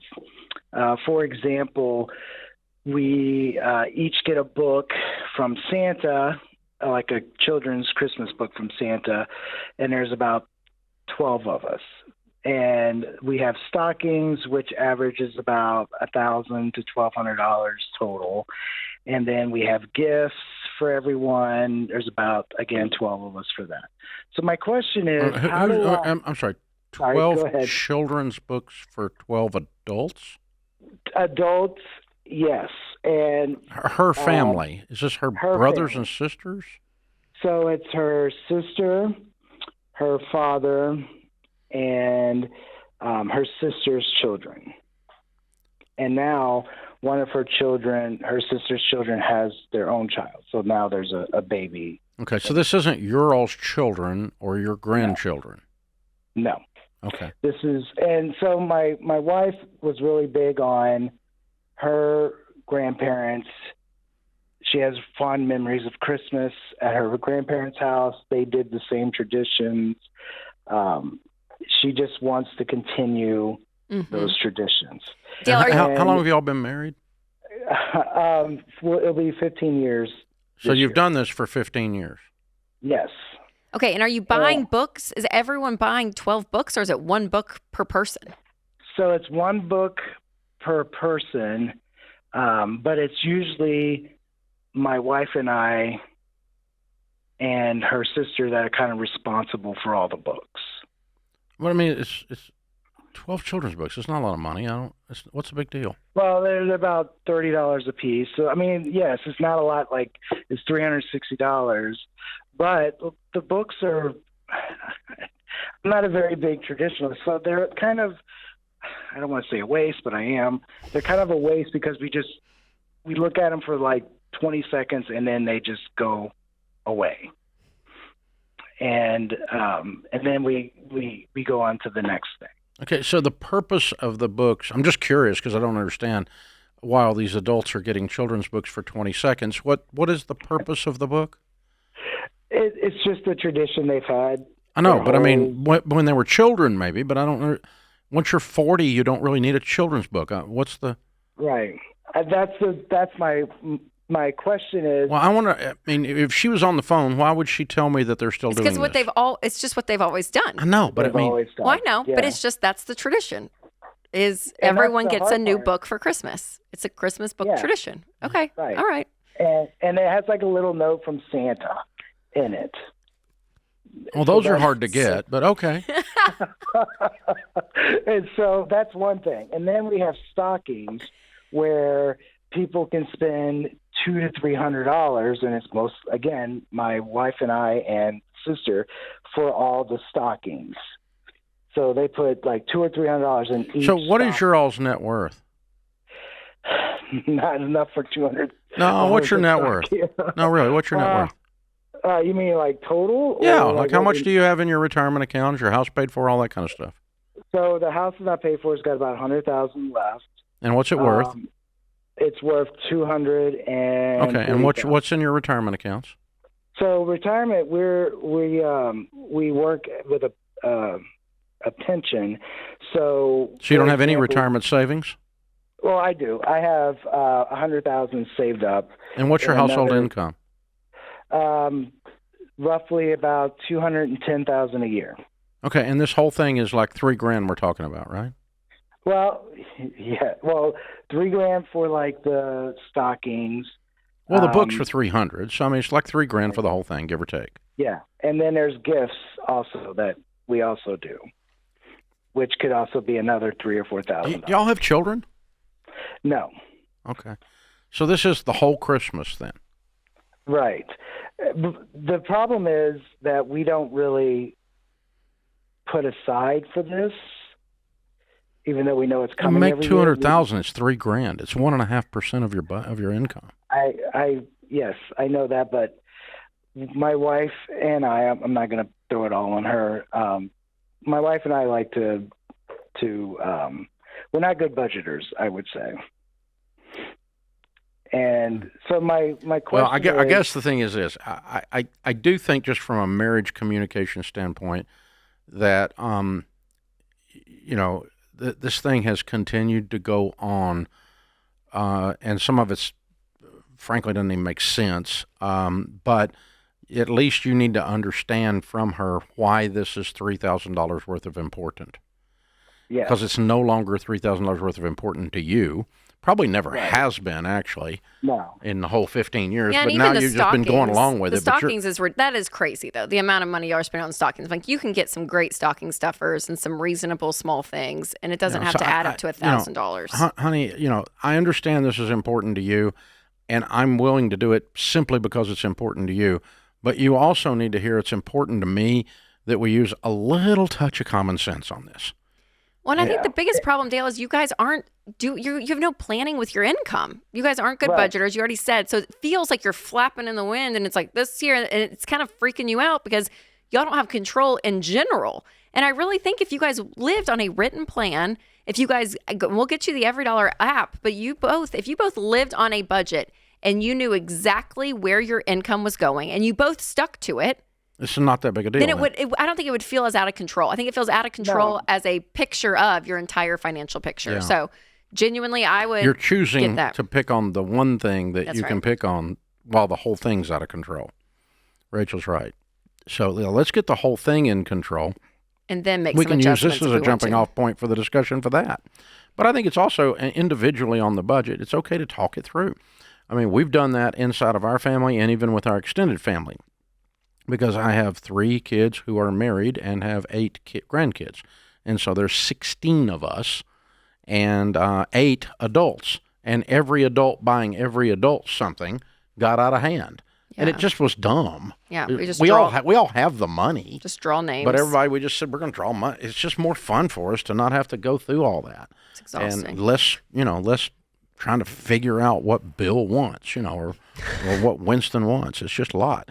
And how do you buy something for me? Because anything I want, I just go get it. So how do you buy something for me? No, it's always impossible. Hard. So hard. It's impossible. So, it's just, that whole thing is just, we need to just, so we just dumbed it way down, and we're going to concentrate on the kiddos and the adults. We draw names as adults. But it's one thing. I mean, it's not that's like right. That's 8 things, right? So that's okay. And just calm the thing down. No, and I'll throw this out there. Dale, they don't have kids. So this is their family. It is her family Christmas. And it's her family Christmas. So there is a level of he's over it. It's her family Christmas. He's done with I want to know, he's done with children's books for adults. That's my question is how you weird. how you don't run out of books. I guess they don't have to be Christmas themed. Well, Rachel, we could help them. There can't be like. We could probably make them a discount if they want to buy a batch of Rachel Cruze children's books. But I don't know if they're Christmas themed children's books. Is what I'm saying. I'm just curious how they get so many. I could probably add a note from Santa to them. I don't know. I know Santa. I Yep. could probably get them if they bought a whole box, a whole case of your books. Pull some strings. We could probably do that. I bet we could get the old guy to help us out. Maybe we'll save Dale's Christmas this year with that, Dale. Oh man, that is hard though. Hey, it's the holidays. It's a good time to talk about it. Mm-hmm. Now's the time to talk about it, not December 2nd. Yeah, we're in October. It's great. Yeah, so. This is the time. Oh, by the way, all of you need to, speaking of Santa, he says to make a list and check it twice. So you need a Christmas budget. You need to make a list of who you're going to buy for and put a dollar amount beside each name and total that number and set that dollar amount aside. We used to do that in cash in an envelope, and on the outside of the envelope was the list of people and what we were going to spend on each person. And then that cash runs out of that envelope. Christmas be over, baby. That's it. This is what we're spending on Christmas. That's it. Ding, ding, we're done. Because it's a never-ending merry-go-round otherwise. And you just keep hitting the submit button on your cart. You have to stop that.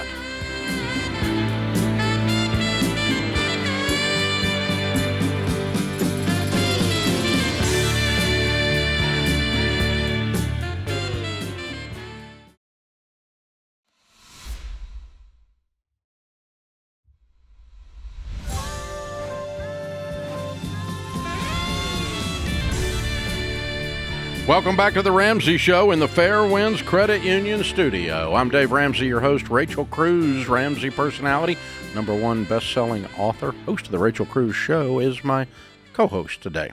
She's also my daughter. Open phones at 888-825-5225. Jenna is with us in Indianapolis. Hi, Jenna. How are you?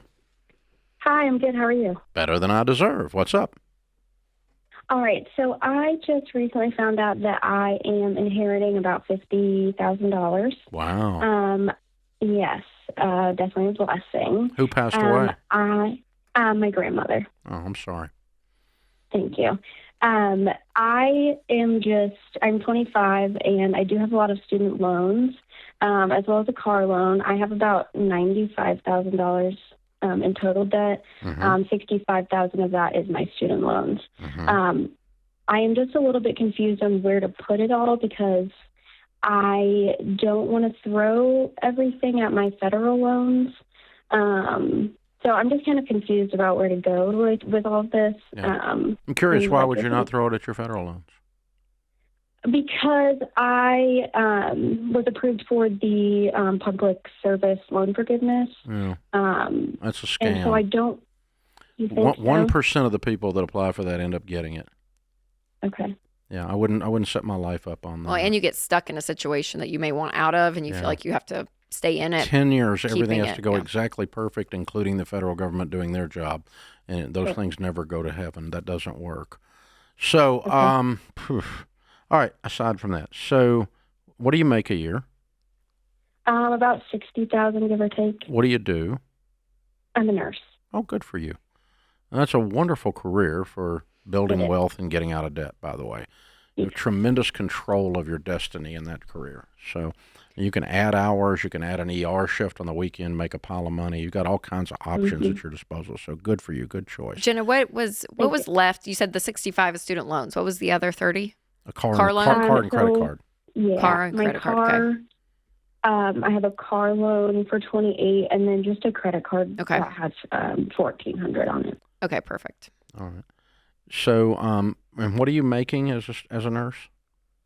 About $60,000 a year, depending on if I pick up or not. It's about $4,000 a month. You must have just started. Yeah, I've been a nurse for 2 years. Okay, all right, because you probably could be making 80 if you just blink. Okay. Well, and I'm in Indiana, so it's a little bit. Well, I mean, if you're in Indianapolis, you're in a major metro market that you're being underpaid. This is true, but yeah. All right. What we teach and what we have lived in our family for the last several decades is the fastest way to build wealth and stability is to become debt-free, because when you don't have any payments, you have control of your wonderful income opportunities to build wealth with. And that's how the math ends up working. And so we've taught people to get out of debt so that they can be generous and so that they can build wealth. The first step, however, of getting out of debt is not borrowing any more. Mm-hmm. And so if you got a $95,000 inheritance and paid everything off but continued to go into debt, you'd be right back. Yeah. We can't do that, okay? Just like you can't have a patient that's doing something that's causing a health problem. You guys fix it in the hospital, but then they go back to doing the exact same thing and end up in exactly the same health problem again, okay? Same thing, right? Mm-hmm. So you have to change your habits that got you here. Like, I don't borrow money for cars anymore. I'm cutting up this credit card, and I'm going to get the Every Dollar app, and I'm going to live on a decent written plan where my wonderful income will cause me to finish off the rest of my student loan debt and get me completely clear, because if I don't have any payments, I can build serious wealth. And Mm-hmm. that's would be my goal for you if I was doing that.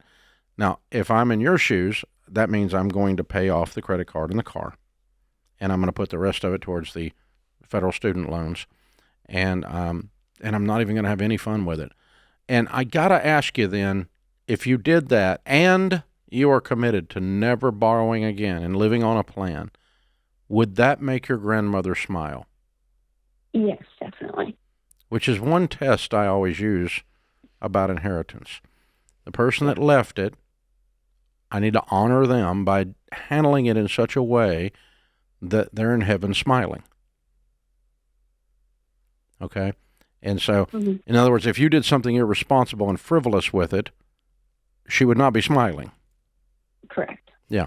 And that's how I test it out against am I doing the right Mm-hmm. thing with my grandmother's money that she left to her prized Mm-hmm. nurse grandchild that she's so proud of. And what's wild, Jenna, have you done a written budget? Do you know how much money it takes to run just your household, whether it's like rent, lights, food? How much do you live Yes, on, do you think?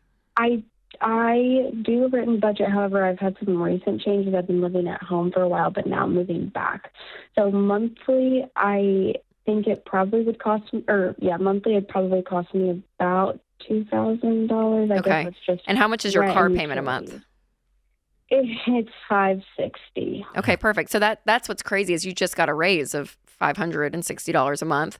Yeah. And with that, so I mean you could be banking $2,500 a month just in what you're doing right now. That's not even overtime and all of it to get the rest of that 45 paid off, you know. So it is. You So you if you start to jumped really in see and picked this. up some ER weekends, which you can make double, triple time on if you watch what you're doing, you can, in addition to whatever you're doing in your other 40 hours, you could get this all paid off in a year. Yeah. That would be I pretty guess cool. The only thing that I was considering at first is that my private loan has a higher interest rate than any of my federal, and Yeah. I pay almost $300 a month on that. Okay, how much is the private loan? It's $23,000. Oh, perfect. And Yeah. and isn't that the next smallest one anyway? The highest one is 31, the Yeah. car is 28, and then the private loan is third. Yeah, but you have enough to pay the private loan and your car Mm-hmm. Yes. So do you think I shouldn't? and the pay credit card. I think you can pay all three of those. Okay. So I didn't have them the broken car- apart. I just heard student loan. Okay. Yeah. Yeah, That's good. yeah. Okay. So Yeah, then so- what would be left would yeah. be the federal. So you don't quite have enough to do all of it, but you might have $2,000 left on the private, and you'll knock it out in a month or so, and pay off your your car is the one to be left. I'm sorry, you're gonna knock out smallest to largest is how we list them. So the credit card, the $23,000, and the $28,000, Mhm. right? Yes. Okay, Okay, and then Jenna, how much is your private student loan payment every month? $300. The federal I have it set to the lowest, which I Okay. need to change because I'm not even. But that's what's crazy, Jenna, is this what this money can do? It's gonna be $800 raise. $860, yeah. Yeah. Which is great. That gets thrown at the federal debt and then working extra, and you get this snowball going really quick. Yeah, that's what I'm saying. I think you can be Yeah. out in a year. You're really going to change your cash flow position. You're going to please your grandmother, honor the inheritance that she left you. And because all of us that have children and grandchildren love them and want to see them prosper and live a sustainable, mature, smart, wise life, and all of those things is what we're talking about. You're doing good. I'm real proud of you. Well done.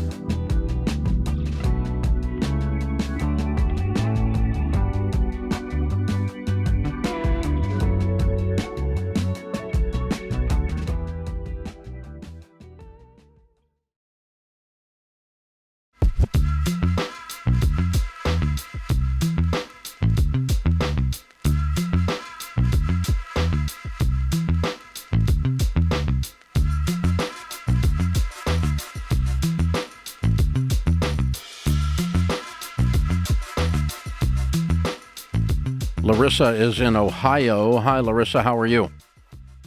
Good. Thank you so much for taking my call, both of you. I really appreciate your time. Sure. What's up? Everything. Okay. So I'm wondering if, like, my situation is one of the kind of rare cases where you would suggest that I should sell my house to pay down debt. And if not, then what should I do? Okay. How much debt do you have, not counting your house? Around $500,000 or $600,000. Whoa. On what? My husband's school loans are $80,000. My school loans are $45,000. We have a debt consolidation loan for $45,000, and 2 cars that are ridiculously like the worst thing you've ever heard. I'll tell you if you want to hear it, but I don't think you want to hear it. You might die. Just give me the total. Okay. The total owed $67,000 on mine, $62,000 on my husband's. Yeah, you're right. Okay. And the big thing, I think the main reason I'm calling today is we owe the IRS $56,000, and they want to put a lien on our house because we owe over $50,000. Yeah. What's your household income?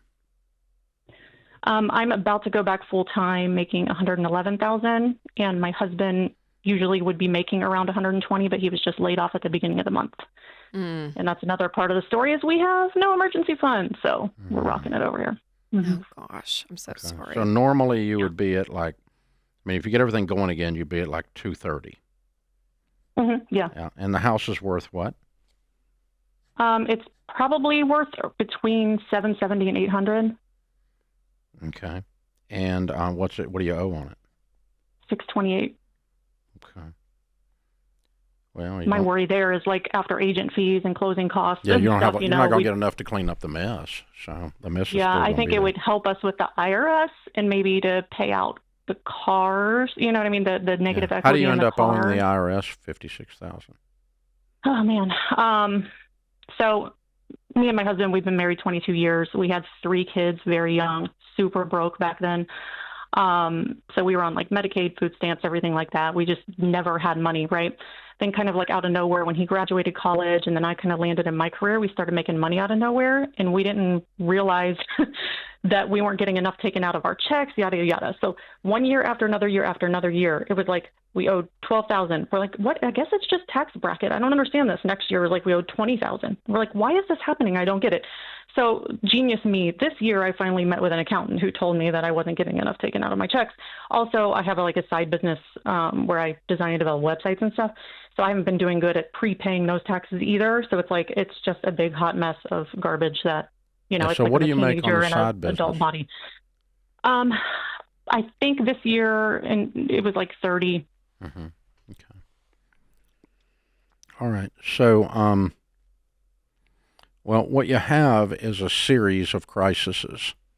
Yes. And you really have to probably work on 3 of them at least at once. And sadly, the house won't fix them. Right. So, what's your husband do for a living? What's his career? He's a software quality engineer. Great. Okay. So he's very employable. Yeah. Okay. Why did he leave? He was in like an 18-month contract and they didn't renew it. So, okay. Yeah. Just doing contract work. Okay. Which is another time you didn't pay the IRS.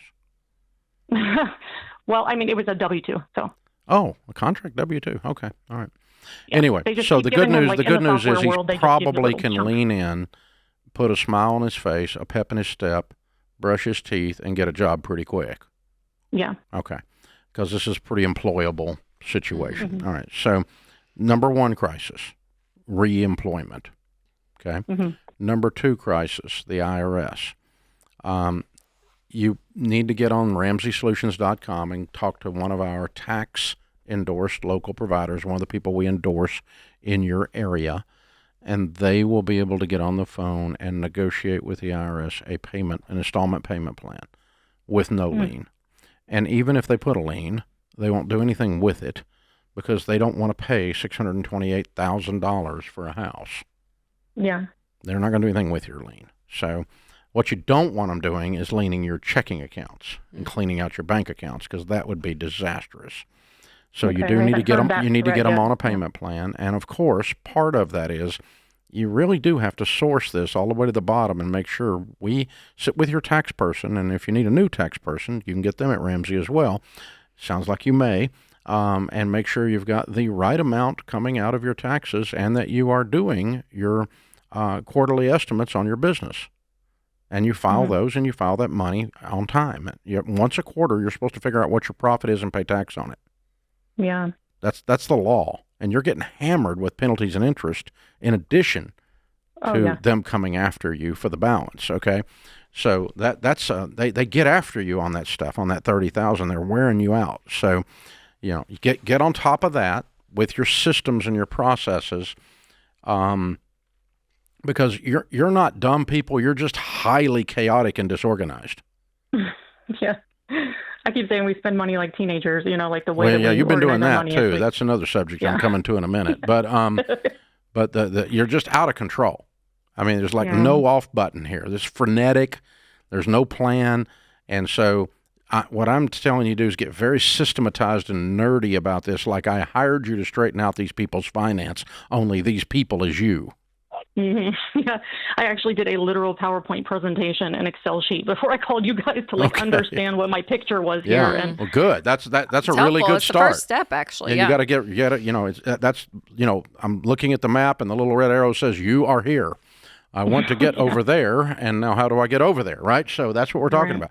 So job, get the IRS under control first with a payment plan and with proper withholding and proper filings of your quarterly estimates. Then we'll begin to pay them off as quickly as we can. And then we come to the cars. Yeah. They're both going to be I'm sold. ready to get rid of them. Oh, you but have it's to. You have to. We have negative equity. What I do we do don't about care. that? This is absolute freaking insanity. If you look up crazy in the dictionary, you're going to see a picture of these cars. I was expecting you to say that. Yeah. I thought you were going to say me, but okay. No. I mean, this is just because it's killing my friend Larissa. Yeah. My friend Larissa, these cars own her.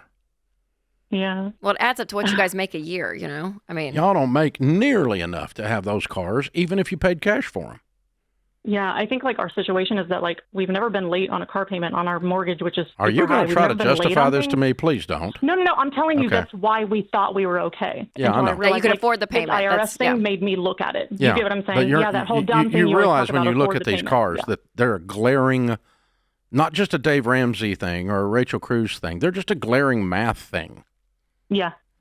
Yeah. I mean, they're just pointing to you guys, like you said, we spend money like teenagers, and so you need to get you a couple of, reasonable vehicles, very cheap, like $5,000-$6,000 a piece.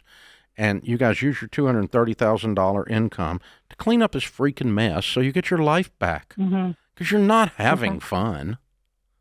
Yeah. This is highly anxiety inducing. Yeah. And when he gets a job back, you guys are making great money. Like insane. So the $250,000 a year will clean this mess up. Yes. Yeah, you guys can do that. And then if you could imagine making that amount of money and actually keeping it and it not going out in payments, and you guys trust me, that's all I imagine these days. What if you didn't have any payments but a house payment? Yes. And you made $250,000 a year. Oh my goodness. You would have money. Yeah, I can't imagine it. And then you can move from a $6,000 car to a $20,000 car and pay cash. Is even though that's an incredible income, you still have to live within that income because even with that great income, you guys were living beyond it, right? You two just need to sit down and look at each other and go, neither one of us are in Congress. Right. We can't spend like this anymore. Spend like a drunken congressman. I mean, it's out of control. Drunken congressman. Well, they say drunken sailors, but I like sailors, right? Sailors, bless their hearts, they're probably way fiscally responsible compared. So even with alcohol involved.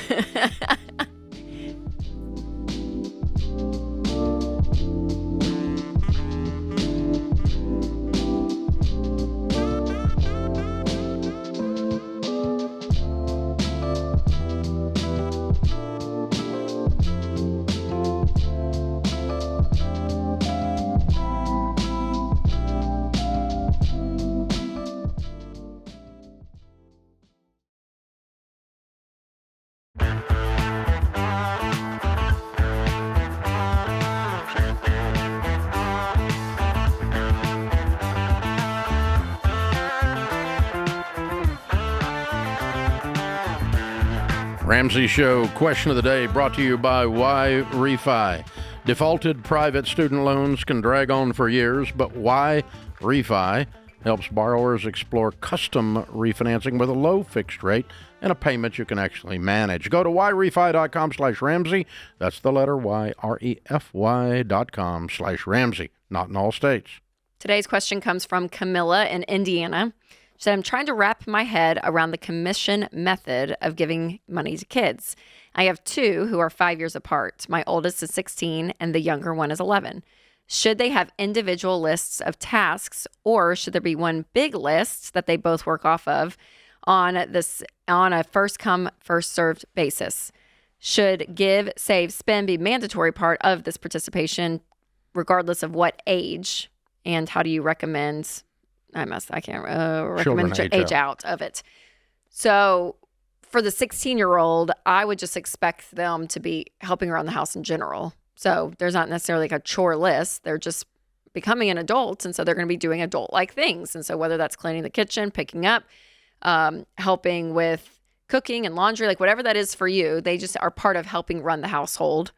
And then I plan to do with what you guys did is at 16 that they should have their own checking account, and the amount of money you would normally spend on them, whether that's clothes, friends, gas, whatever it would normally be, you just give them that set amount of money and then they have to manage it. And with your oversight. Yes, but they have to be the ones to say, I'm going to spend X shopping, but then that means I don't have that money to spend for gas in my car. And so if the money runs out, they either get a job or they wait till the next month, because they have no more money to spend. And then the 11-year-old, yes, I would do a chore-based payment kind of plan. So they do have chores listed out that they do, and you pay them on there. And then in that, yes, the give, save, spend method, I would definitely have them do, because it's a great, getting all three of those is great. I like the age out part of her question. So let me reframe exactly what Rachel said and give you the exact same answer. But let's look at it as an evolution. So you teach children how to handle money age appropriately. We don't send the 3-year-old to the salt mines. We might send the 16-year-old. No, I'm kidding. But you expect more and teach more sophistication and detail and brain challenge to 16-year-olds than you do 3-year-olds. You know, if you say clean up your room to a 2-year-old or a 3-year-old, we all know that have had kids that means I'm going to do about 80% of the work. He's going to put a few toys in the box, and he gets a lot of high fives as being the best room cleaner that God has ever made. Way to go. You're amazing. And here's $1 for cleaning up your room. That's one of your chores. But we all know they're not real good at it. They're not competent. That's not the point.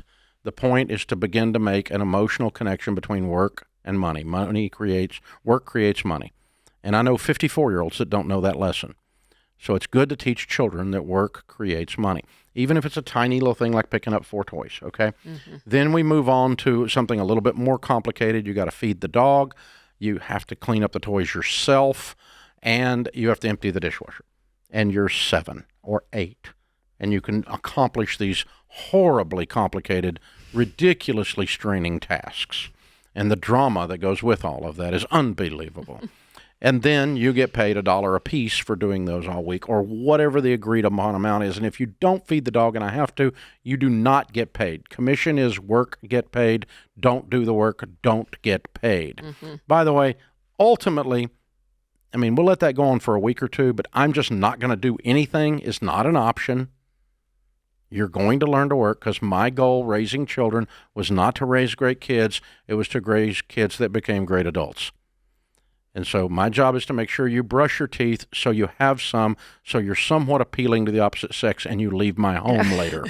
Okay? That's the idea. Okay? So I'm trying to get you out of here. That's the goal. And what's funny, too, I would say majority of kids, not all, because some kids are not motivated by money. No. But we have found most. Now, I will say, I am a free spirit as a mom, so I'm probably not as rigid as I should be. I'm a little bit more like, unload the dishwasher, and I'll give it. It's not, my kids literally created their own, they just showed me yesterday, their own chart for letting the dog out in the morning. Amelia is more organized than you are. And then what's so great about it, that genuinely, she should, gosh, she's Yeah. going to take care of our estate. She's going to be great. And so, but she's our saver. And so you actually watch them participate. And when they earn money, what they do with it. I'm going to show you this picture. I'll text it to the team and they can put it up if they want later. But it's funny. We went to Target literally this weekend before I was in Chicago, and they got to bring their money to spend because I don't do it all the time because they just always want to spend the money they make. So I always kind of put it off a few weeks. So we went, and my oldest, it's like she looks through, and she's like, I just think I'm gonna keep it. I don't see anything I want.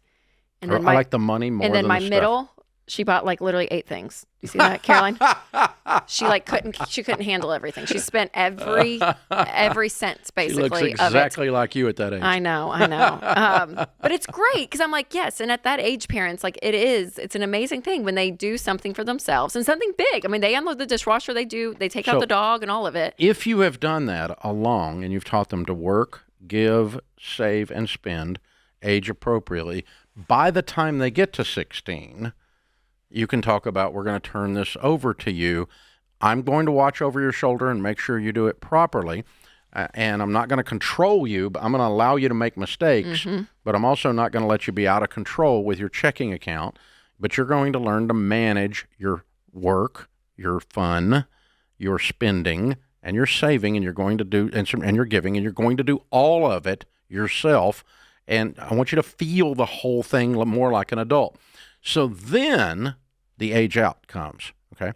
If they've been doing that 3 years or 2, I think we did it with 15 up to about 18, under your control and direction, progressively you should need less and less control because you're teaching them to lay out, this is how much you got for the month, how much of it's going to go to gas, how much of it's going to go to fun, how much of it's going to go to generosity, how much of it's going to go to this. And you need to lay out a budget for this so it doesn't just escape you like everybody else. All right, so if you've done that for 3 years, then when they left and went to college, did the exact same thing, only we didn't even look at it. By then they knew what to do. This is how much you get a month for college expenses. And we're going to pay tuition and we're going to pay books and we're going to pay housing. Or if you had housing, maybe we put that in the amount, either one, whatever it was. But this is what you had to work with. We're going to put that in your account. If you want more than that while you're at college, get a job. Because that's how much we're going to give you.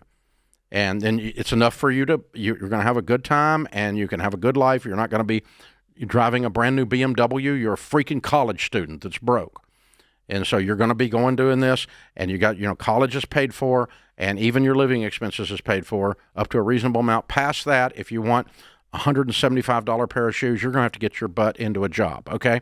And that's, because I ain't paying for that. And then they all three, I'm sorry, there's 3 of them, went through school. I don't know about that other one, but that other one took off. But the other 3, they went through school in 4 years, and the number of times I got a call that said, "Dad, I need money," between all 3 of them going through 4 years of college was precisely 0. Now, we did have a time or two they came home and said, "Hey, here's the actual reality of this budget. It's getting pretty tight. Can we consider doing a raise on it?" And we did do that a time or two. But I've got an emergency. I overspent. I goofed. None.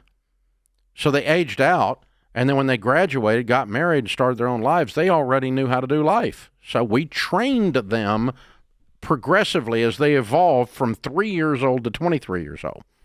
And, got in more detail with it and gave more and more responsibility. So if you got a 16-year-old Camilla that's brand new to this whole thing and you dump this on them without you teaching them and spending some time talking through these concepts, you're going to have a disaster on your hands. Don't do that.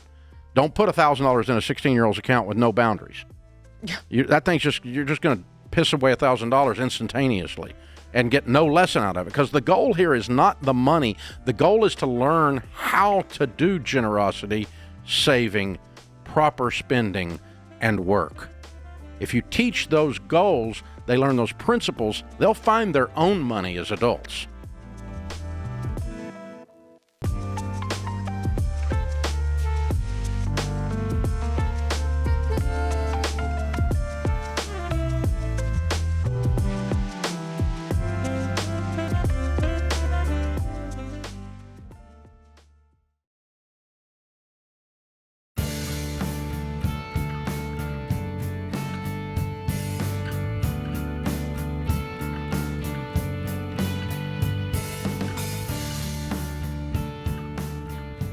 Our scripture of the day, Isaiah 29:24. Those who are confused will gain understanding, and those who grumble will accept instruction.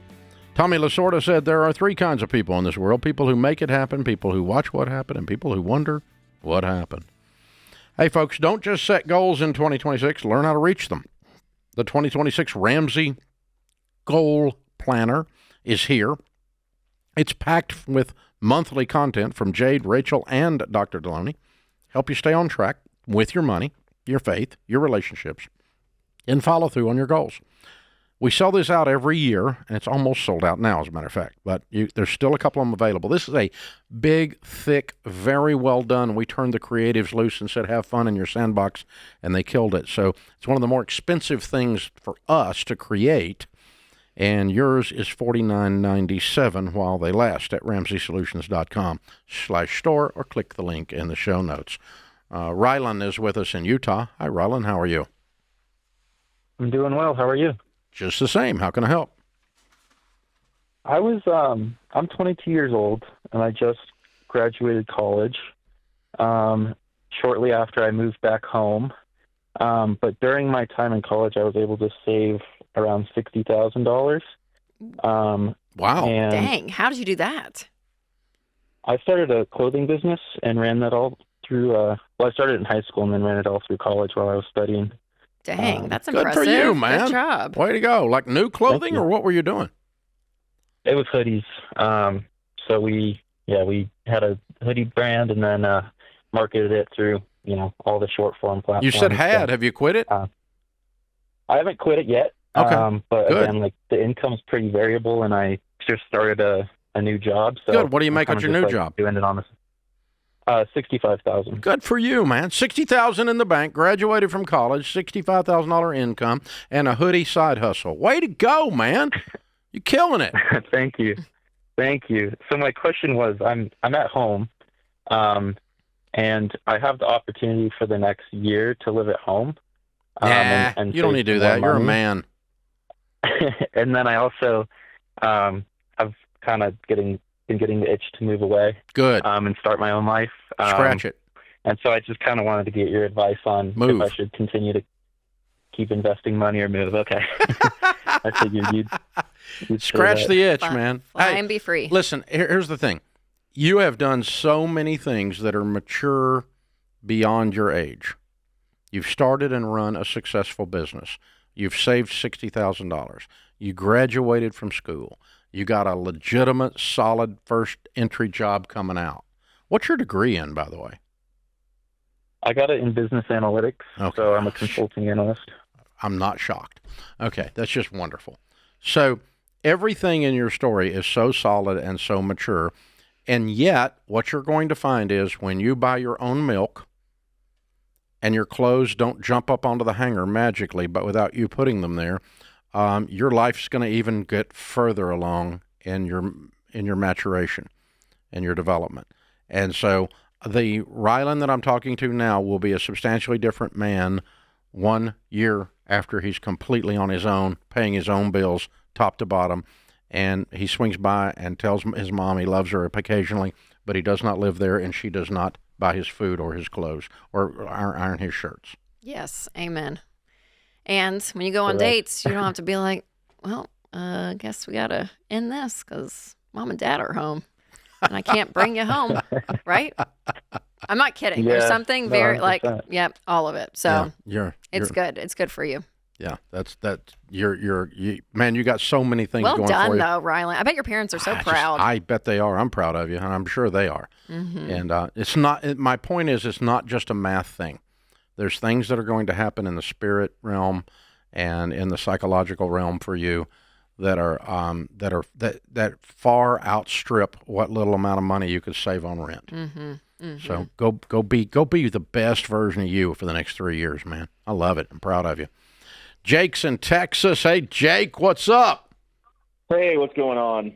Better than I deserve. How can we help? Thanks for having me on. Called in to see if it was appropriate or what should I do first before purchasing a higher-end timepiece. Cool. What's the watch? looking at various brands, the typical Rolex, Panerai, Omega. I haven't really narrowed it down, but kind of feel guilty. You thinking about a budget of what, 10, 20 grand? 10-ish. Yeah, would be right. It's my first one, and I just kind of feel guilty spending that much money on myself. So well, I don't feel guilty spending it on you if you've got it. Do you have any debt?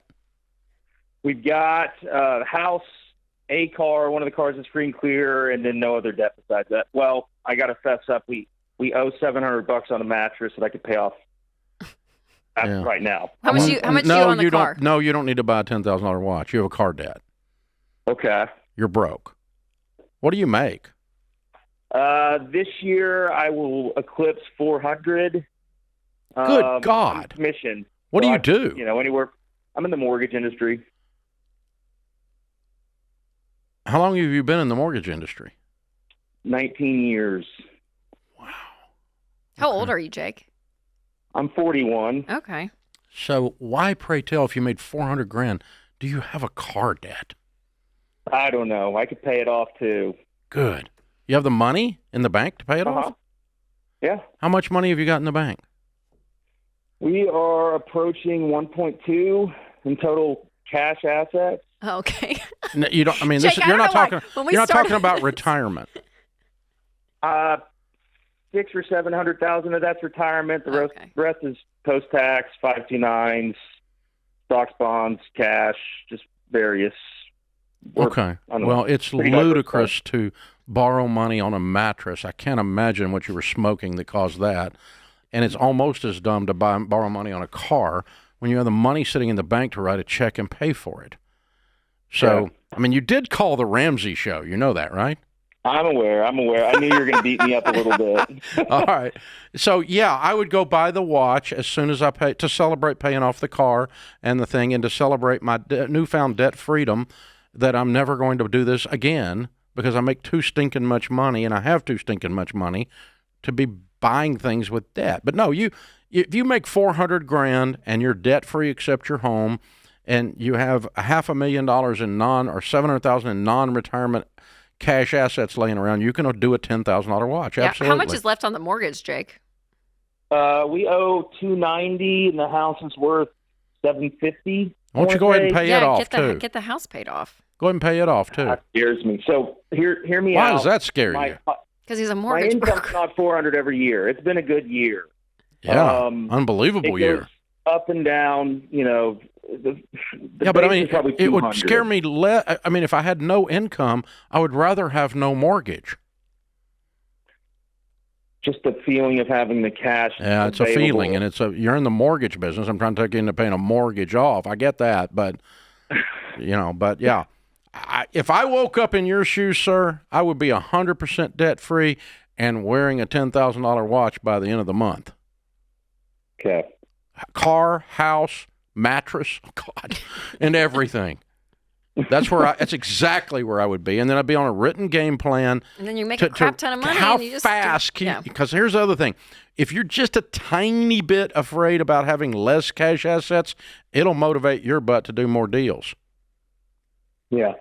Well, and with that income, which I know you don't get that every year, Jake, but you can replenish the cash very fast. Yeah, you built it pretty quick. So you've done a really, really good job. I will tell you, in general, you don't need to feel guilty when you can spend the money and it's a small percentage of your world. And in general, that's the answer to your question, yes. But I gave you a lot of detail to go around that of all the things I would do. But you did ask, and you did call this show. So that's exactly what I do. You've done very, very well. I ran into this because you're a great salesman, and salesmen sometimes run into what I did. I tried to out-earn my stupidity for a while. Just lay into place a system, work the stinking system, man, and then go make a pile of money and apply it to the system. You're doing so good. That puts this hour of the Ramsey Show in the books. We'll be back with you before you know it. In the meantime, remember, there's ultimately only one way to financial peace, and that's to walk daily with the Prince of Peace, Christ Jesus.